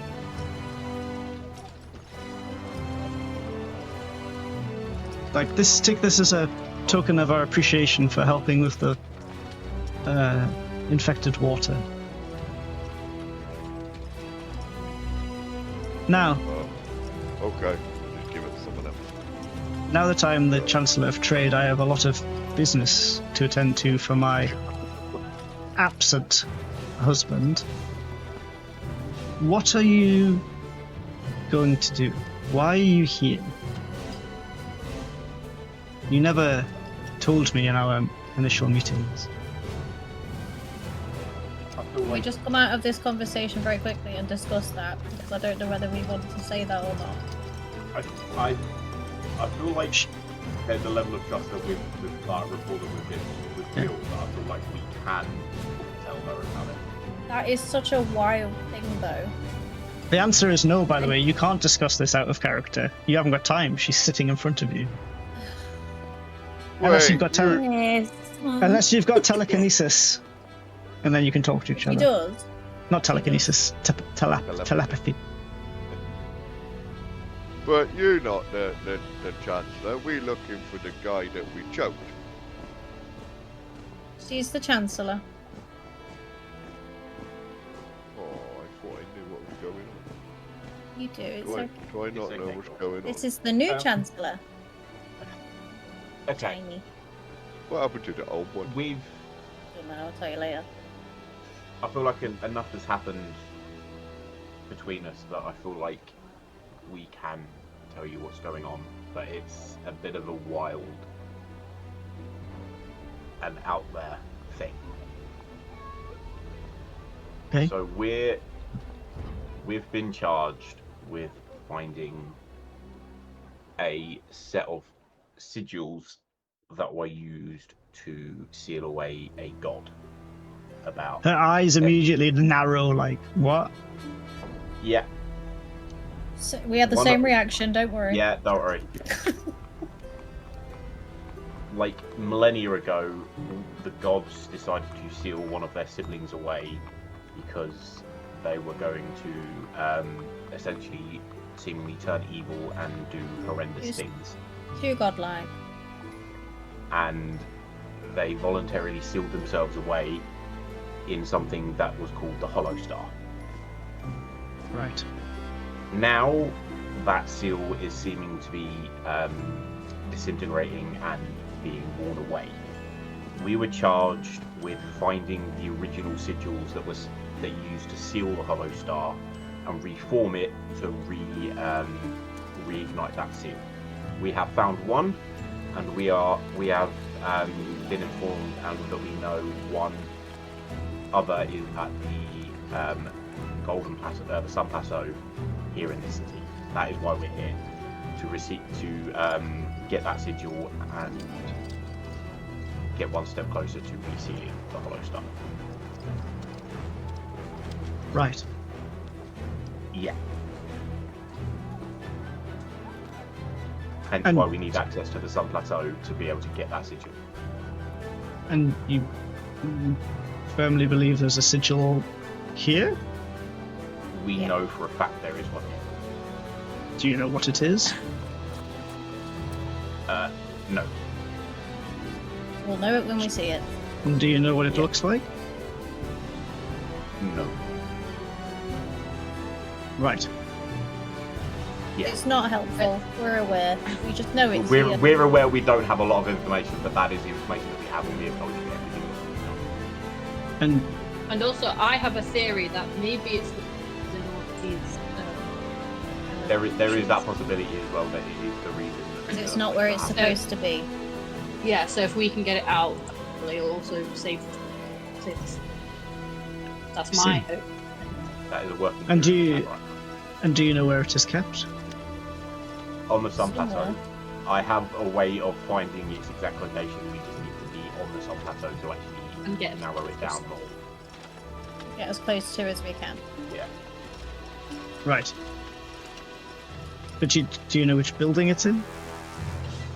We haven't been up there. No, but we've been informed that it is in fairly constant transit. Right. Well, And obviously, given our lack of status, being able to go and try and find a way that we can. The only things that are constantly in transit around the Sun Plateau are anything we deem as valuable treasures. So I assume it's harsh. Be something that is being deemed as high value. It's interesting. Well, I can take you up there if you're ready to go now. Do you have everything prepared? I might need a small rest. Gore looks very tired. I'll need to prepare. What? Correct. Spells. Yeah. And I'd like to summon a familiar just thinking. That's spell, by the way. I'll give her a wick. It's very useful. Okay. Kirsty, set out 4 rooms for our guests. Oh, we're staying fancies in that. Even have to share. I will. I don't have to be Gore's big spoon. I will. Warm. I will meet you for tea and something to eat later. I will have to travel to the Sun Plateau now to go and take my official badge of office. Now that my husband has deserted. Deserted. Let's just keep this between friends. Yes, You got happily it. so. Good. Okay. You deserve better anyway. Yes, well, Okay. now I'm the Chancellor of Trade, I'm sure my options won't be so limited. Okay, good. Right. Please follow Kirsty. She will take you to the waiting area while she prepares your rooms. You can have some tea and biscuits, and I will meet you in a few hours. And you see her, cast another spell. That teleportation circle opens at her feet. She just blips out of the room. And Kirsty's like, please, follow me. I'll take you downstairs. She leads you downstairs to a well-appointed waiting room, a ginormous dining table, huge, could sit 24 people around it. And then a few other servants come along and put the fine china in front of you, coffee, tea, rich tea biscuits. And then Kirsty disappears, maybe for about 40 minutes. We use this time to take 5 minutes. I'm desperate to go to the loo. Yes, sorry, I didn't realize the time. Really sorry. It's all right. Let's go back I need at to 20 find my past. phone. Yeah. Oh, I thought you were doing that RP in there. Yeah, I thought you were as well. Yeah. I need to go for a wee. I- Don't take me to I- another Well, we're room. talking about food. All right. 5 20. minutes, guys. I'm gonna piss myself. Yeah. Let's stay till 9:20, and then we'll resume. Back. Resume. Okay. Oh my. I'm loving this session. I feel like everything's actually working out this session. Chris is being nice. Well, It's lovely. Huh. I'm always nice. Goodbye, my friend. Goodbye, my lover. I'm going for a wee. Blood one. Bye bye. Motherfucker.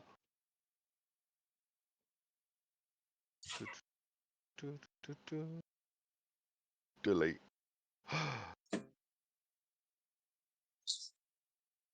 No. What the hell?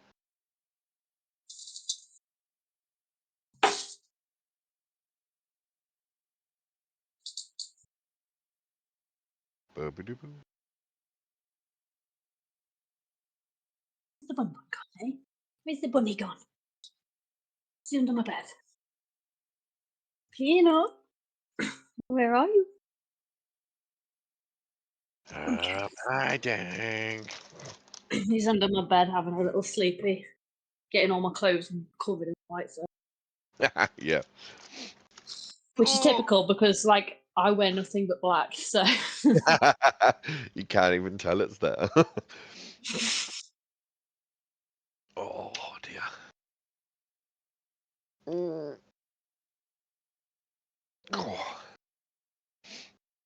I'm just going for a wee and making a drink. I'll be back. Roger Dodger.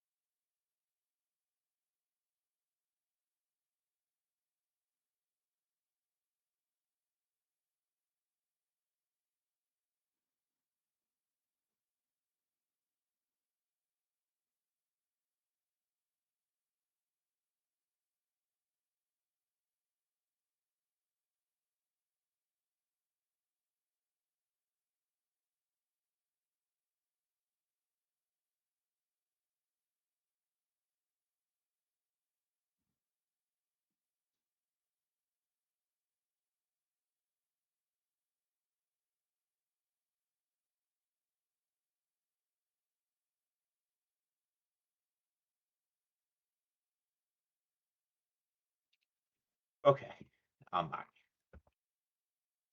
Me too, but you guys have all been eating and now I'm fucking starving. And I've had a really nice dinner.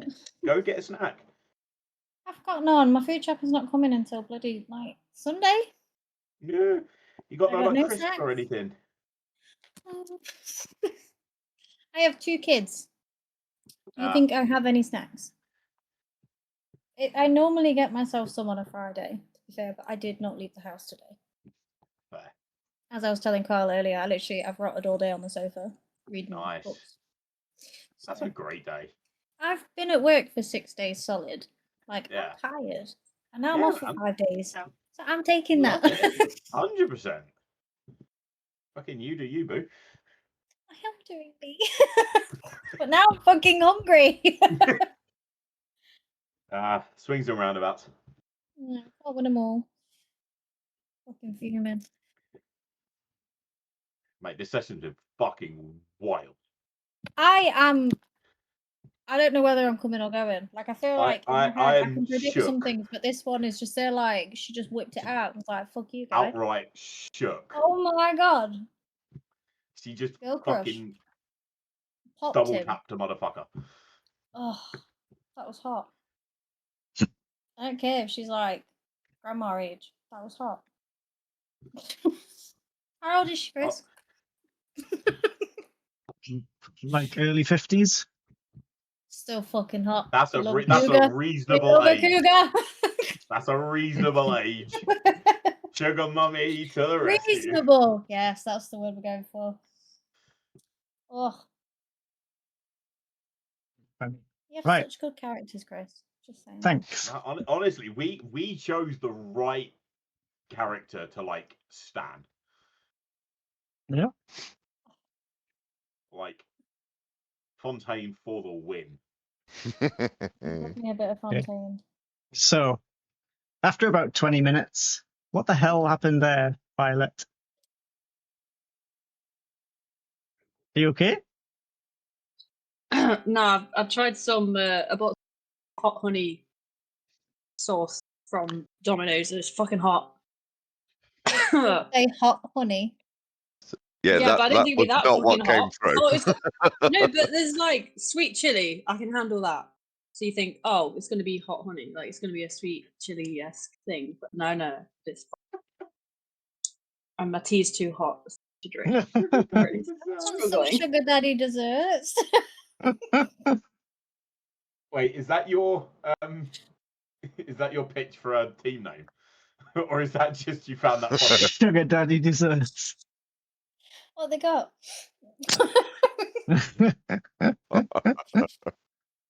I'm sorry, £7.15 for an apple crumble. You can fuck off.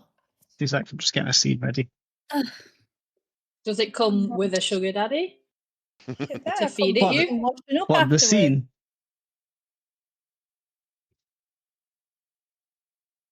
It comes with crumble and sprinkles and custard for £7.15. Dick. What are you munching on, Carl? Everyone's eating. Hey, I'm so hungry. I'm What is wasting that? away. Is that like a trifle or something? A millionaire Sunday. Oh my gosh. And do you know what I got for dessert? I've No, got I want to know. cream egg, La. the cream egg cookies. Ooh. Oh, I'm ordering Domino's. Fuck you. Love it. Cream egg. Charlie's went reduced. So technically, I've got to eat it today. You do, yeah. I mean, there is another one, but I can wait till You tomorrow. can eat too. Bit of fluff. We do have Right. cream egg cookies. Alicia, you're the devil. Why? For telling me with your words. What did I say about the food? I don't know whether Tommy's hungry, but I am. Feel sick now. Anyway, as you were. The rest tomorrow. My apologies, Hey. Chris. I'll stop slapping. After sort of 20 minutes of this well-appointed dining room, Kirsty walks back in. Your rooms are ready if you'd like to go and wash up and rest. Thank you very much. How are you feeling? Are you okay? I'm fine. It's not the first time. What, like So not the sorry you first had to do husband, or not the first time? he's Not the cheated? first time he's been aggressive.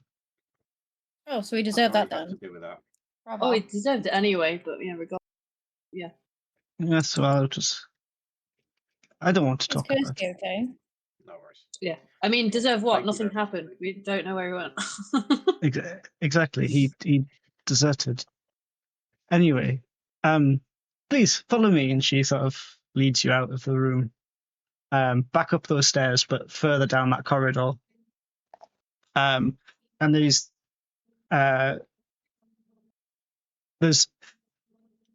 on the very west wing are these huge oaken double doors. Each one is lined with like half marble columns with golden doorknobs. And she opens each one in a line. It's like it really doesn't matter who takes which room, apart from Gore. You need to take the last one on the end. Okay. So, who's taken the first room? But it doesn't matter. Raina, Valkyria, Violet, you walk into your rooms. They're huge. The 4-poster bed in each room barely takes up any room in this room. In the very center is this huge circular plush carpet. Raina, yours is green. Valkyria, yours is like a teal, and Violet, yours is purple. And each set of bedding that has been put on a spring mattress with a proper duvet has been color coordinated with your regalia or your hair color or your outfit's color. This bitch is magic. All of the 4-poster beds are like luxuriously big. They've all got curtains hanging from the rails. Each of you has a balcony that looks out over the edge of the mid-city onto the commons and then beyond. Each with like brass railings, large sort of thick blackout curtains on each, and each has got a room that comes off your bedroom. In that room is a clawfoot bathtub, already filled with hot water, a primitive shower system where there's a large tank of water that's been hoisted to the ceiling with a shower head, brass shower head underneath, sinks, towels, dressing gowns, everything. And in the bedroom itself, each of you has a proper dressing table with a little stool, mirrors, makeups, perfumes, everything you need basically to pamper yourselves. Gore, in your room, you walk into a room that looks nothing like theirs. The floorboards that the other guys have has been covered in fine, soft soil. In the middle of yours is a skinned bear made into a rug. Your bed is a 4-poster bed, but instead of silken curtains, you've got thick leather hides taken from various animals. You have a spring mattress, but rather than being covered in soft duvet, it's got what appears to be sheep's wool, and everything a traditional bugbear would live under. Your curtains have been stitched together from various leathers. You still have a balcony, but in your bathroom, rather than like a clawfoot bathtub, you have a circular wooden tub with animal fat soap, bugbear specific hair conditioner for your fur. You have towels and such, but they're deep colors, made from like bear pelt. Basically, they've made your room as homely to you as they possibly can. The walls are decorated with the heads of animals. There's primitive weapons that have been displayed They're not functional. They're purely decorative, but they've been arrayed on the wall to make your room seem very warlike. There's a large skin drum in a corner that reminds you of the old Bugbear's war drums. And there's a fine comb for your fur that has been left on your dressing table. Oh. But so you guys, I'm just going to flash forward a bit. You guys spend a good hour or two pampering yourselves, taking baths, taking showers. Kirsty directs you to a steam room where you're able to go and just sit and steam and relax. There's a small indoor swimming pool downstairs that she gives you access to, that you can go and relax or have a swim, have an exercise.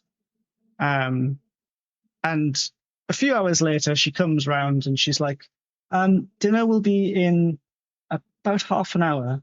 There are gowns in your wardrobes for you to wear.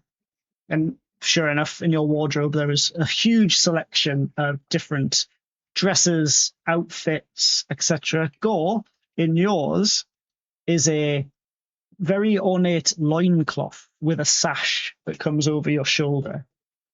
It's studded in dragon's teeth all the way around the top of it. No, there's no diamonds, there's no gold, there's no metals. It's simply dragon's teeth. The clasps are made of teeth that interlock for you Like to the wear. Flintstones. Yeah, exactly that. But like the fact that there's around about 50 dragon's teeth around that one loincloth makes it probably one of the most expensive items out of everything that everyone's wearing. The rest of you, it's not like formal wear. It's just very, very well made, fine outfits that have been left for you. But you get ready, and you can hear a bell dinging, which Kirsty's told you, it's the signal for you guys to go downstairs.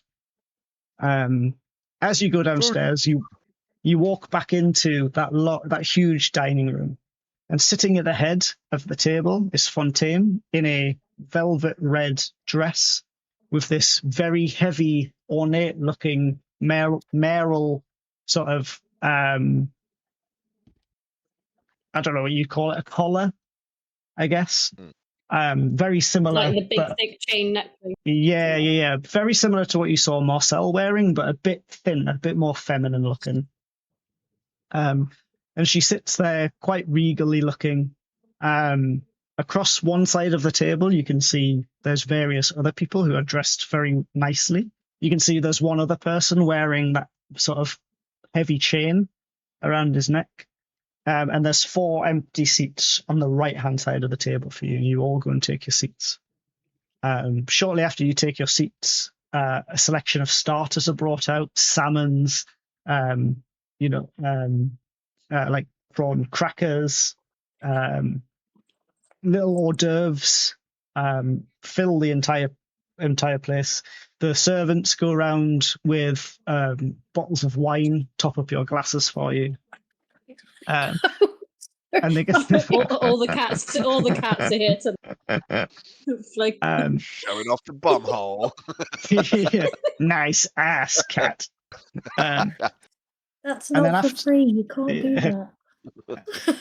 that. It's an OnlyFans channel. And shortly after you've finished your starters, 2 servants come through with an entire roasted hog on a silver plate. They put that down in the center. Oh no, because you can clip that, dude. I forgot. Yes. We got the last space filled. Congratulations. Oh, that's fantastic. That is fantastic. Oh, booked it now. Sorry, I've turned my camera off so I can have a wank.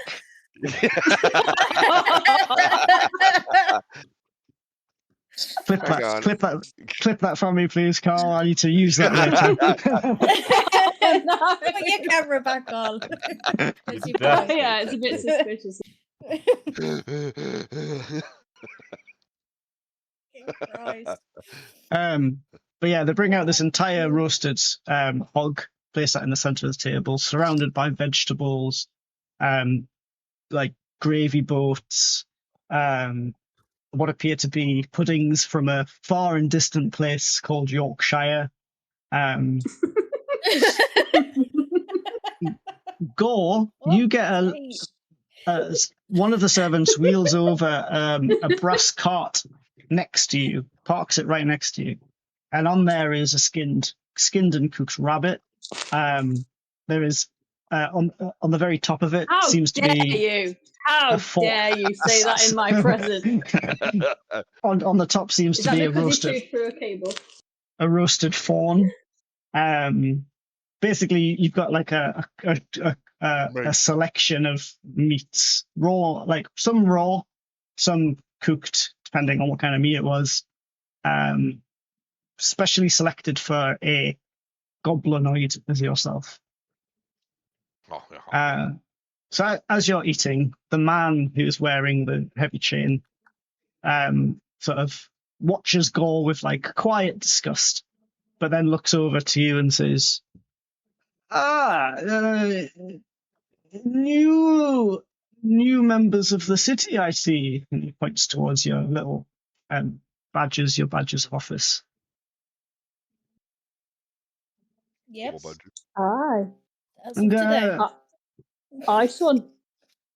Oh, congratulations! And may I know your names? And he sort of looks towards Gore, down, Raina, and then Valkyrie, and then Violet. You, sir. My name is Violet. Violet, Jeff. pleasure. My name's Jeff. My name is Jeff. My name is Jeff. My name is Jennifer Lopez.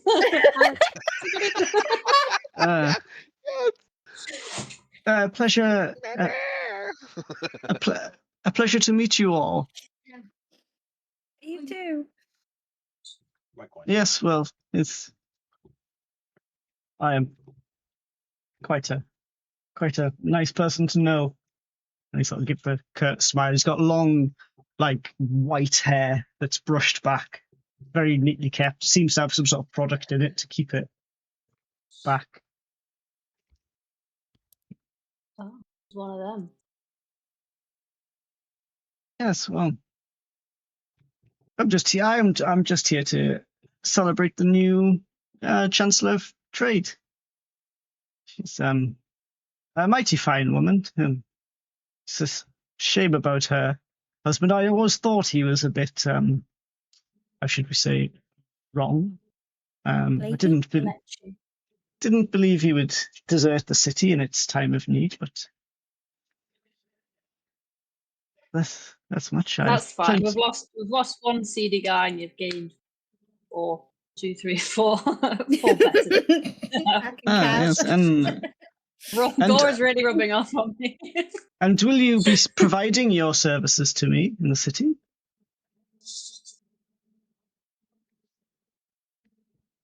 Stop it, Reese. That face. Oh! I fucking saw you. Services, you say? Rubbing off, you say? Two shreds, you say. Sorry, what was it you said? I don't know what you said now because that just his eyebrow raises up. And it just took me. Sorry about that, Chris. Can you repeat that? Back in business. And will you be providing your services to me and the city?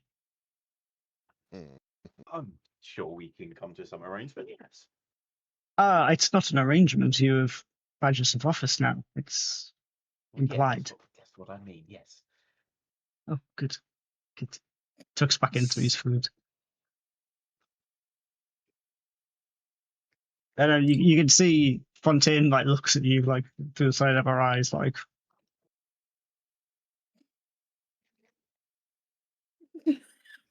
Didn't you hear?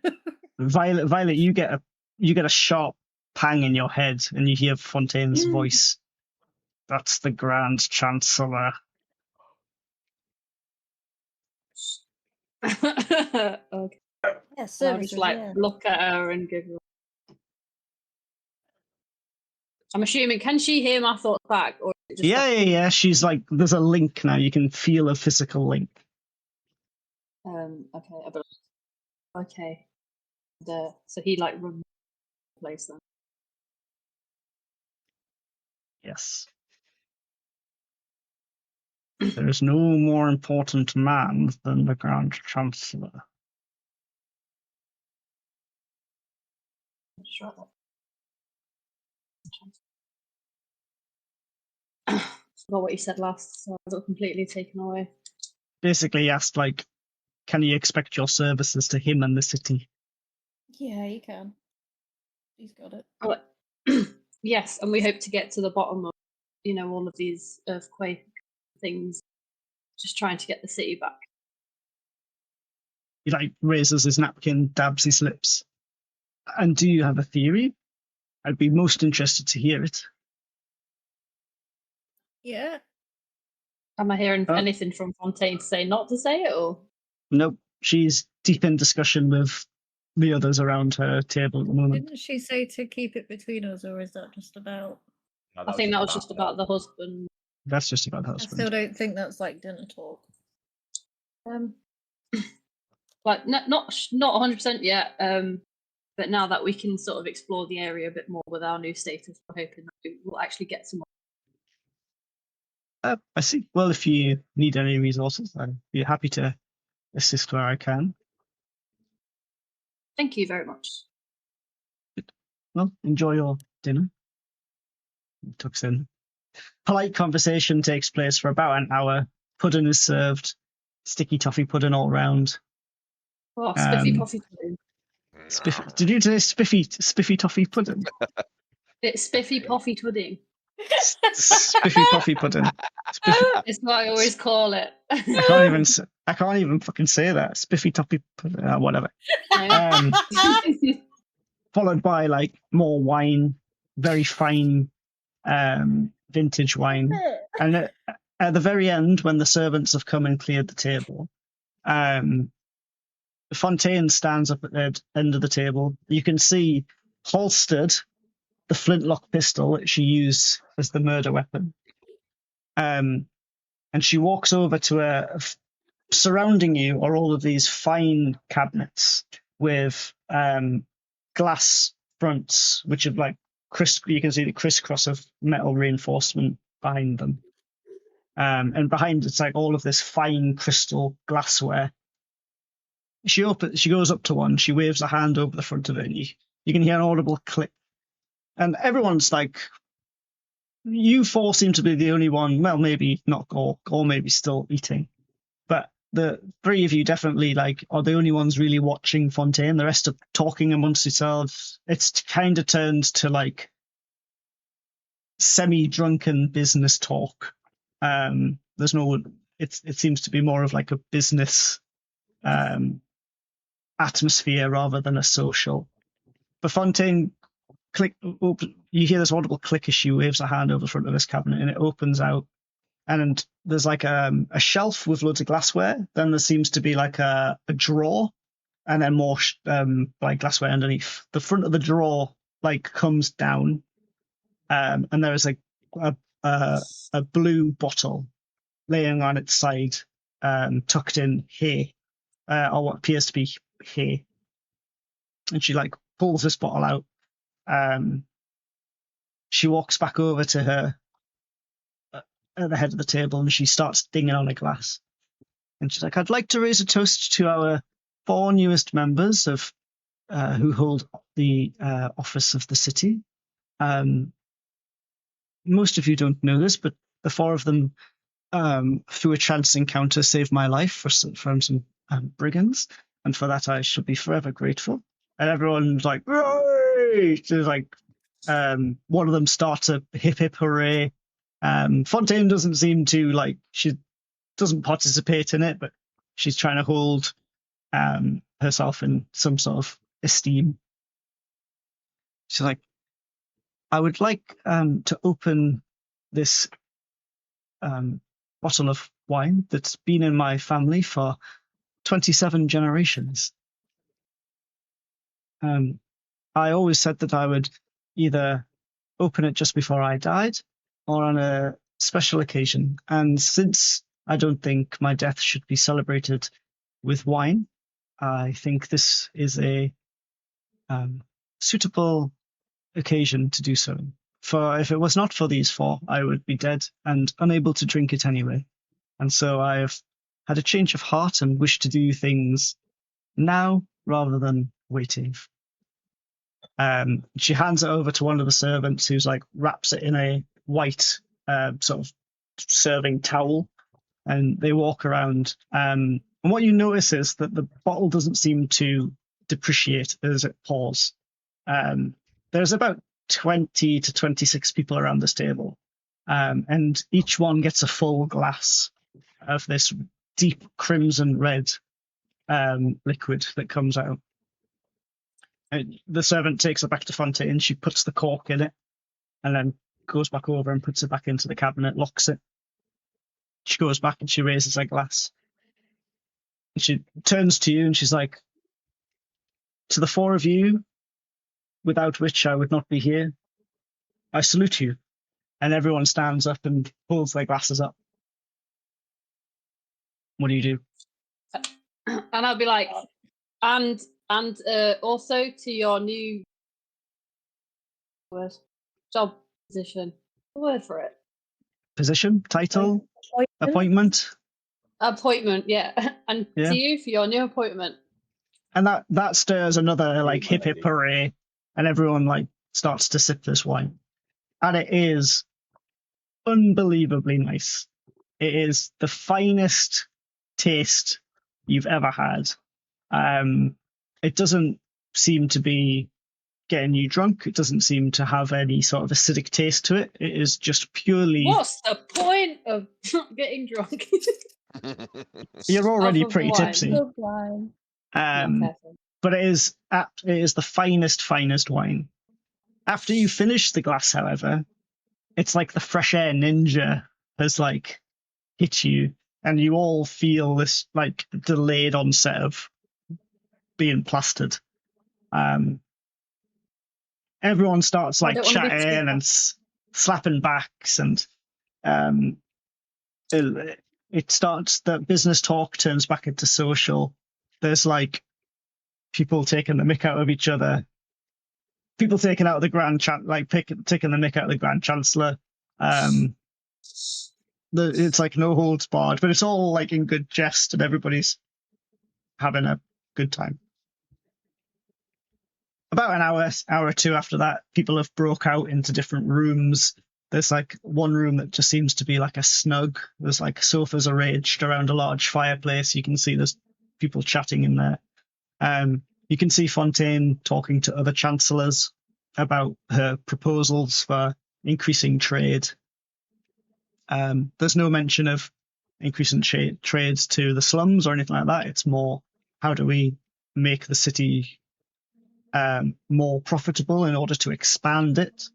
And then can we vet some of the people from the slums into the city, those who can provide a service or those who can provide something into the service of the city. Excuse me. One moment.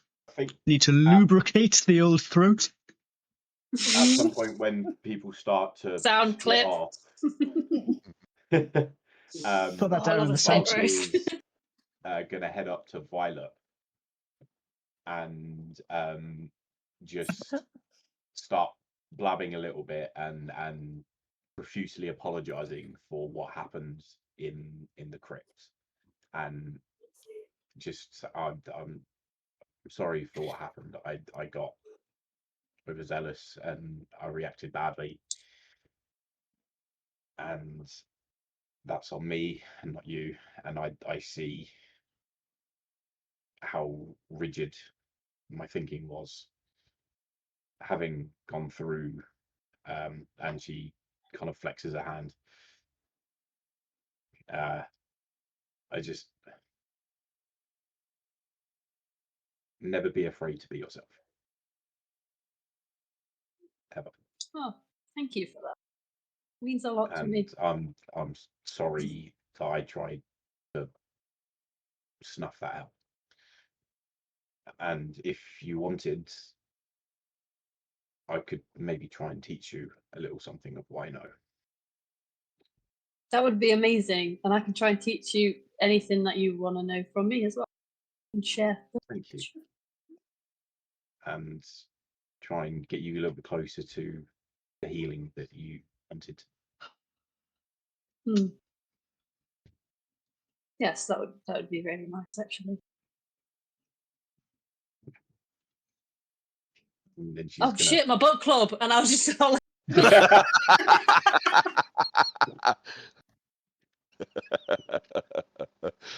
Why is Chris out the chat? Put that I down love in a the spit center. roast. No, who's out the chat? Someone's gone out the chat. Alicia. She left. Oh, Why has she left the chat? She Who put left the chat? herself Gone in to a the book naughty club. No, she's just fully like disconnected. step. It's okay. What, from- She's still here. It's back. Put that I down love in a the spit center. roast. Why did I get kicked out? Did I get kicked out, or did I just disconnect? I don't even know what you're on about. Where have you disconnected from? You kicked disconnected me from out of- Discord. Yeah. Oh, I didn't even see that. Okay, I don't know when Um, it kicked out. So did you hear it? As you were running to the book club, they just stopped. Yeah. Yeah. Fontaine overhears you and saying, "Oh, have you got somewhere you need to be?" No, we're massively important.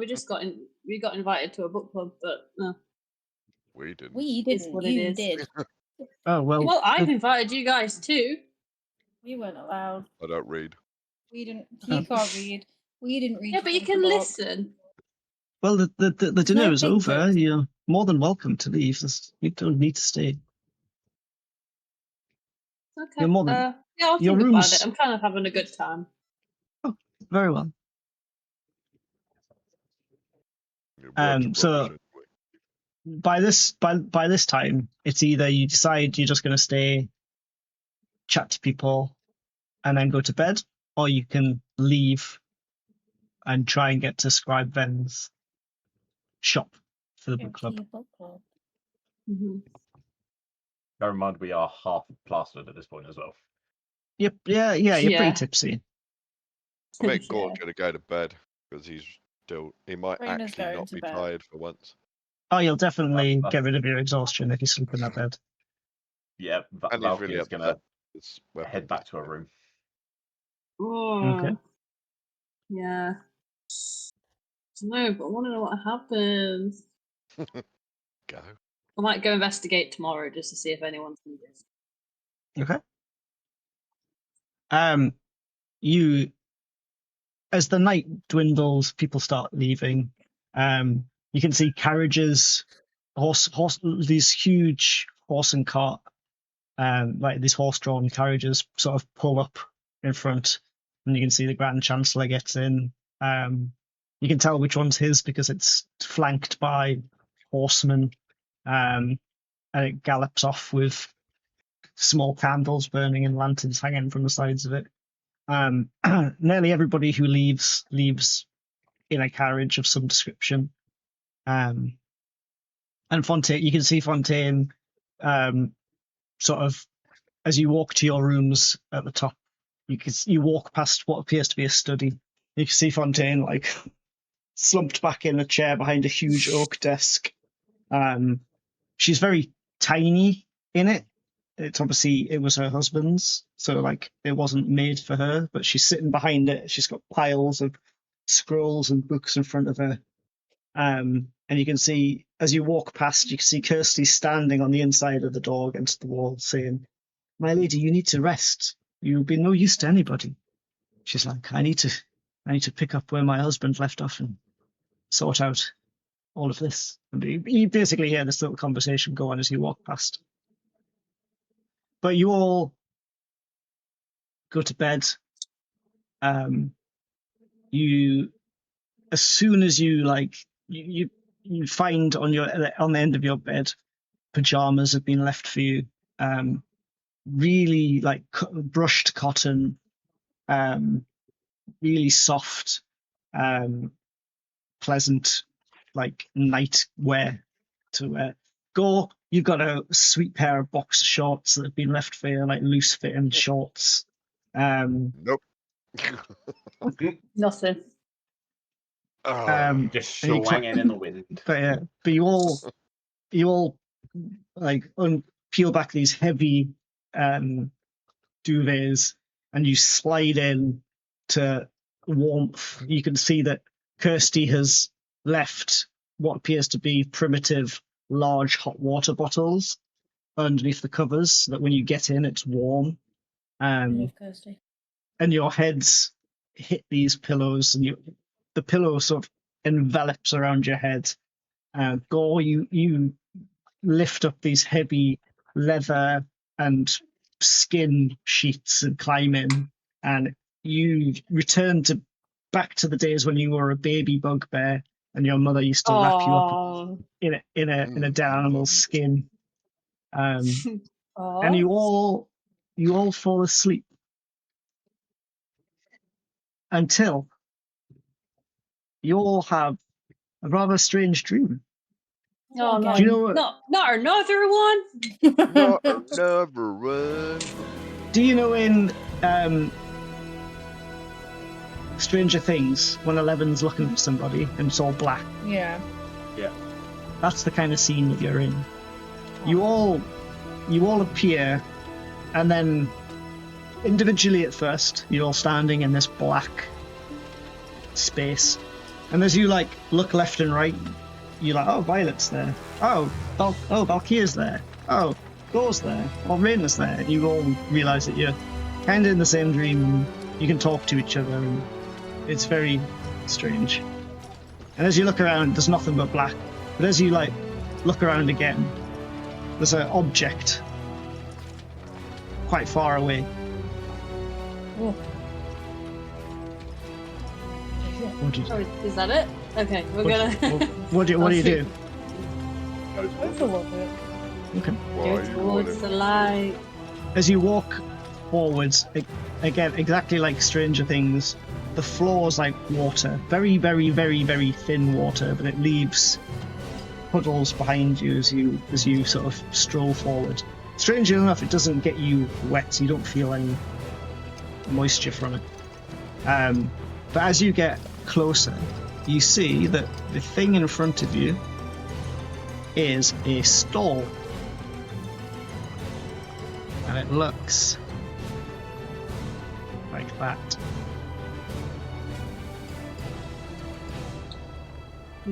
I like that stuff.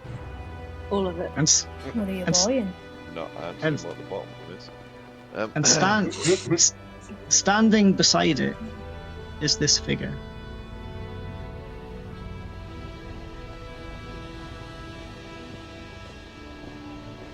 Ooh, that's fucking cool. Ooh. Hello. Hello there. And he sort of looks at you with this blank mask. There's no facial features on it. It's just this white blank mask. It's like, hello, my friends. It's good to see you again. Oh, What a dude. Like, huh? What of a dude. My appearance may have changed slightly. It was I who gifted you the items. Oh, not one of the dudes. Awkward. I Ah. my Axie number 7. What a yes, demon well, in his act. I've recently come to learn that there was a problem with this particular item, and I can only express my sincerest apologies. Mm-hmm. Insight check. Is he fucking? Does he know already? You could try an insight check if you want. Why not? Why not?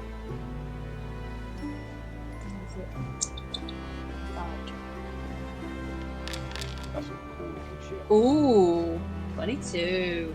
It's a good roll. Just what's ready to do. It is almost impossible for you to get any read.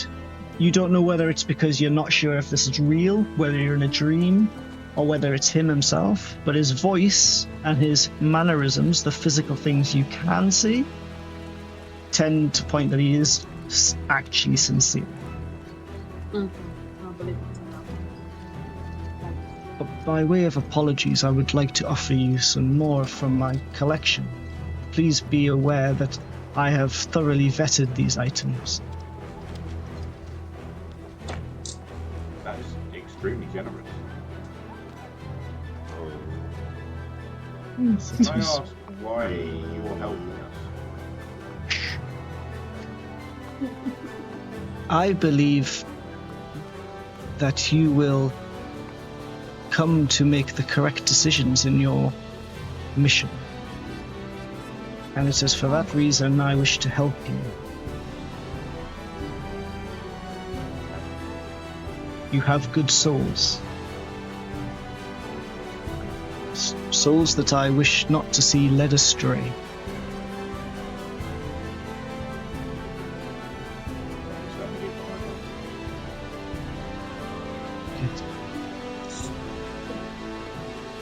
What got it? Wait. How much? What do we get? What is that? Okay. It's a ball. Just my ball. Mum, it's just a ball.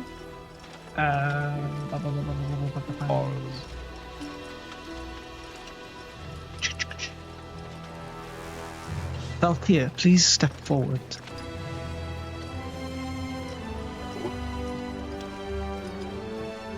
For you, I have a very special item.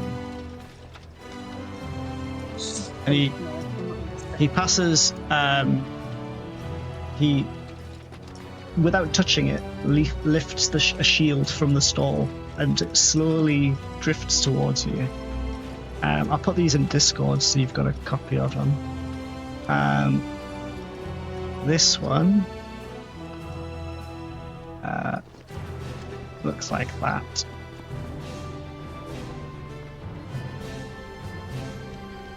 It's in the general. Fucking sick. Ooh. Stone Nice. That's fucking dope. This shield has existed for millennia. It is named the Shield of the Forsaken. That's fitting. Do not take its name literally, but it belonged to a divine entity such as yourself, one who held the line, one who led armies of gods. It is unquestionably one of the oldest items I have ever had in my collection. Very, like, reverently. It weighs a shit ton. Like, it is made out of some sort of material that you've never seen before. You're able to wield it simply because of your size and stature, but you believe that anybody that was less than probably the size of you or Gore would struggle immensely to wield this properly. They could probably hold it, they probably couldn't use it very well. So, with this shield, you gain one bonus to your AC, and you have advantage on saving throws against being frightened while you're within 5 feet of at least one ally. When a creature you can see targets an ally within 5 feet of you with an attack, you can use your reaction to impose disadvantage on that roll. And that is a once per short or long rest ability. Sick. When you are reduced to 0 hit points while holding the shield, and an ally is within 5 feet of you, you may choose to drop to 1 hit point instead. Once that property is used, you can't do so until the next dawn. Holy shit. That's a fucking sick shield. You get the sense, as you become more familiar with it, that there is unlocked potential within that shield. Oh. Raina, Fuck me. Yes. please step forward.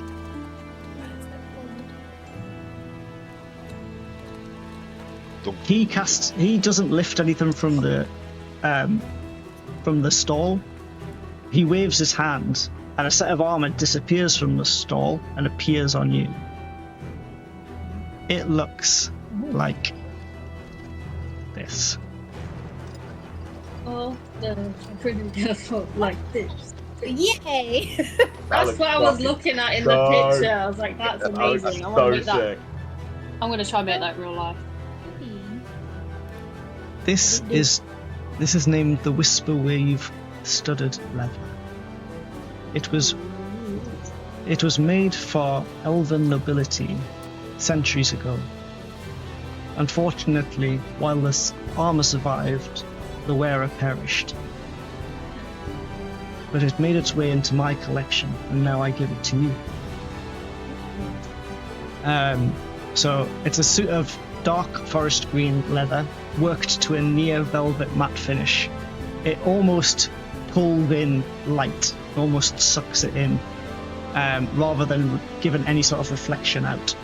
The blackened studs are flattened and seated to eliminate any sort of glint and sound, and the interior is lined with a soft moss silk padding that subtly shifts to distribute pressure and dampen any movement. +1 to AC while wearing the armor. Your movements leave behind no scent and no physical trace. You have advantage on dexterity stealth checks made in any natural environment, forests, jungles, swamps, overgrown ruins, etc. When you take the hide action in dim light or darkness, you become lightly obscured by a faint veil of green shadow until the start of your next turn. During this time, the first attack roll made against you has disadvantage unless the attacker is within 5 feet of you. So effectively, if you take the hide action in darkness, you can then move out of that darkness and still have this veil of darkness around you. Once per short or long rest, you can merge with surrounding natural shadow as a bonus action. Until the end of your next turn, you may move through non-magical plant life and undergrowth without expending any extra movement or provoking any opportunity attacks. Difficult terrain caused by natural foliage does not affect you during this movement. I like this. And again, you get this sense that there is some untapped potential within this. More. Thank you. Like, we're getting fucking messages here. This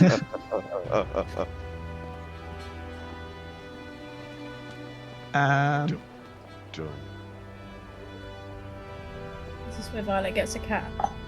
Yeah, Violet. Yeah. I get like a nice pen. I get like a mop cap to go with my dress. Look like a rag doll. I'm just trying to I find get another rat! Yeah! Violet, please step forward.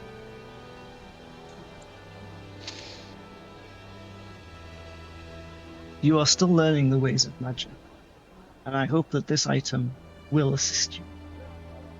Be careful with it, as it can be unpredictable, as all arcane energy can be. But I believe that if you concentrate and you practice, it will become an invaluable tool in your arsenal. And he physically goes over to the stall, picks this up and hands it to you. And it is a twisted wand where it looks like it's been carved from a natural twig, but then the twig has continued to grow, and these wrapping vines have come round to form a handle. And you can see beneath those twisting vines that perhaps this isn't an entirely natural looking wand. Perhaps it, or maybe it is, but beneath those twisted vines you can see the faint glint of green gems. So perhaps the entire thing used to be one gem and it's overgrown, or perhaps it's been inlaid. We don't know. Very difficult to tell.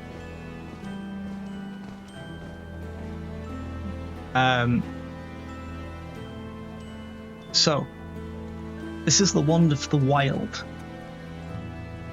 It holds 7 charges.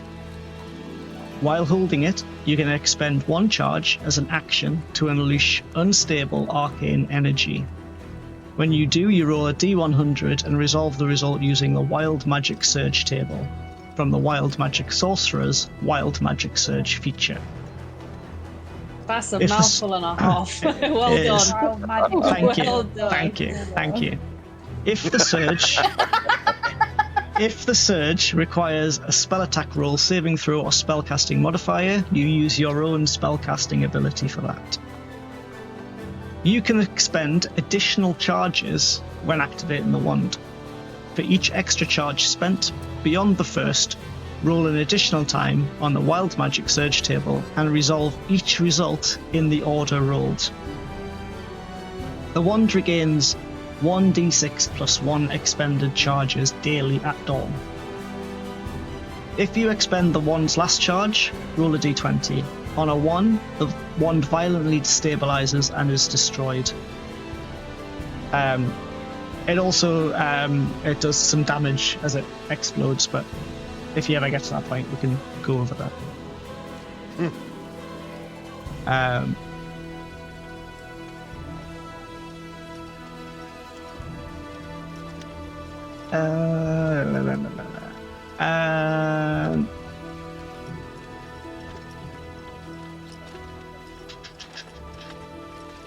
What am I looking for?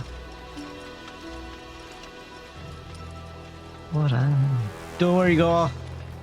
Got forgotten you. Go. Okay. Sleep. Gore, my friend. Yeah. I am terribly sorry for the axe that I gifted you last time. I had no idea there was a demon in it, and you must trust me. If you say so. This, unfortunately, I do not have another axe to gift you. Instead, I have something far more exotic. Taken from the tail of a dragon by a mighty hero centuries ago, this weapon was formed by magic and has served many a master. And he uncoils this serpentine-looking whip, and he hands it to you physically. It's like that. Oh, that one. Oh, you got that one. You got the one. I got that one. This is named the Dagger Tail Whip. Once it was a dragon's tail that was chopped from a red dragon and formed into a weapon by magisters. Some believe it was archivists from this very city. The whip ends in a bladed dagger-like spine. Its segmented metal tail flexes like it's alive, allowing the wielder to strike with either the edge or the piercing tip. You gain a +1 bonus to attack and damage with this weapon. It does 1d6 slashing or piercing, depending on how you're using it. And it is finesse and has reach. It has a magical effect named the Serpent's Recall. The dagger tip can be used to hook into a foe and snap them back with force.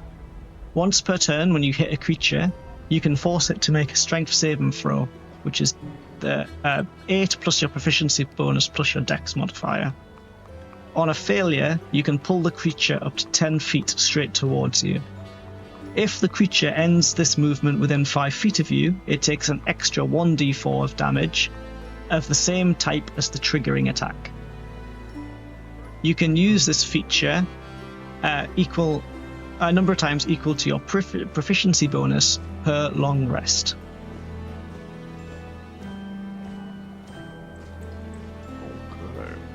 I will put all of these descriptions into the Discord for you so that you can remember them, and I'll add them to your character sheets on side. Actually, I'll I have to really appreciate how you gave me the simplest one to use. I really thank you, because I would not be able to Avada do the same. Kedavra, and He, then that's it. Yeah. he has tailored that to not just the Honestly, character, though, the but me. fucking Wild Magic table and the 2024 rule set is fucking insane. It's pretty cool, Yeah. and the fact that you can So like good. stack, you can use like 6 charges and do 6 rolls Yeah. and have all 6 go off is Yeah. pretty fucking Nice. mental. Like the new table, like really, it's like there's so few detrimental things to get. It's so good. So it's like But- an upgraded version of the sword I got in the last campaign with Yeah. the charges. Yeah, pretty much. Yeah. Do I get a metal Um, arm this time though? No, can you imagine rolling that Any and then, side like, effect? rolling 6 fireballs on it? That would be Oh. mental, absolutely mental. I'm gonna have to make sure I'm in the right Um, room. But we have to. Mr. Hubbleday did the art and some of the descriptions for those. So, thank you, Mr. Hubbleday. Stick, Thank dude. you. Oh wow, well done. It's an invaluable resource. And that, and we will end with you waking up in the morning. Your new items are displayed elegantly on either mannequins or on the wall next to you.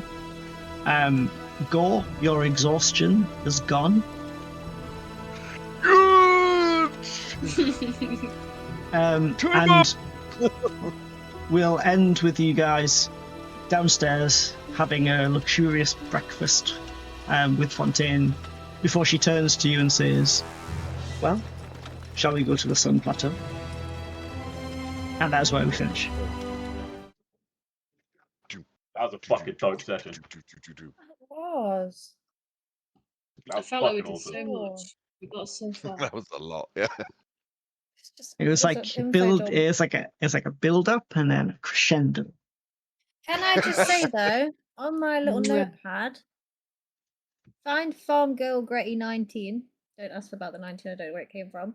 Tell nice Age? lady about shithead husband, right? Kill Chancellor of Trade and gain access to some plateaus. You know the one thing that's on there that we haven't done? What? Mm. Look at New Home. Yeah, yeah, That's we it. know it's there. But I New ticked Home, everything off. We did New it. Home.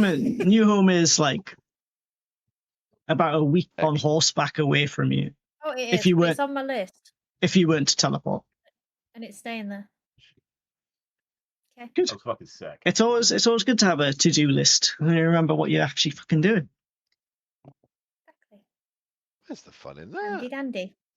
But I'll Don't end forget. this. But thank you for everyone who's Chris. watching, and we'll see you next week.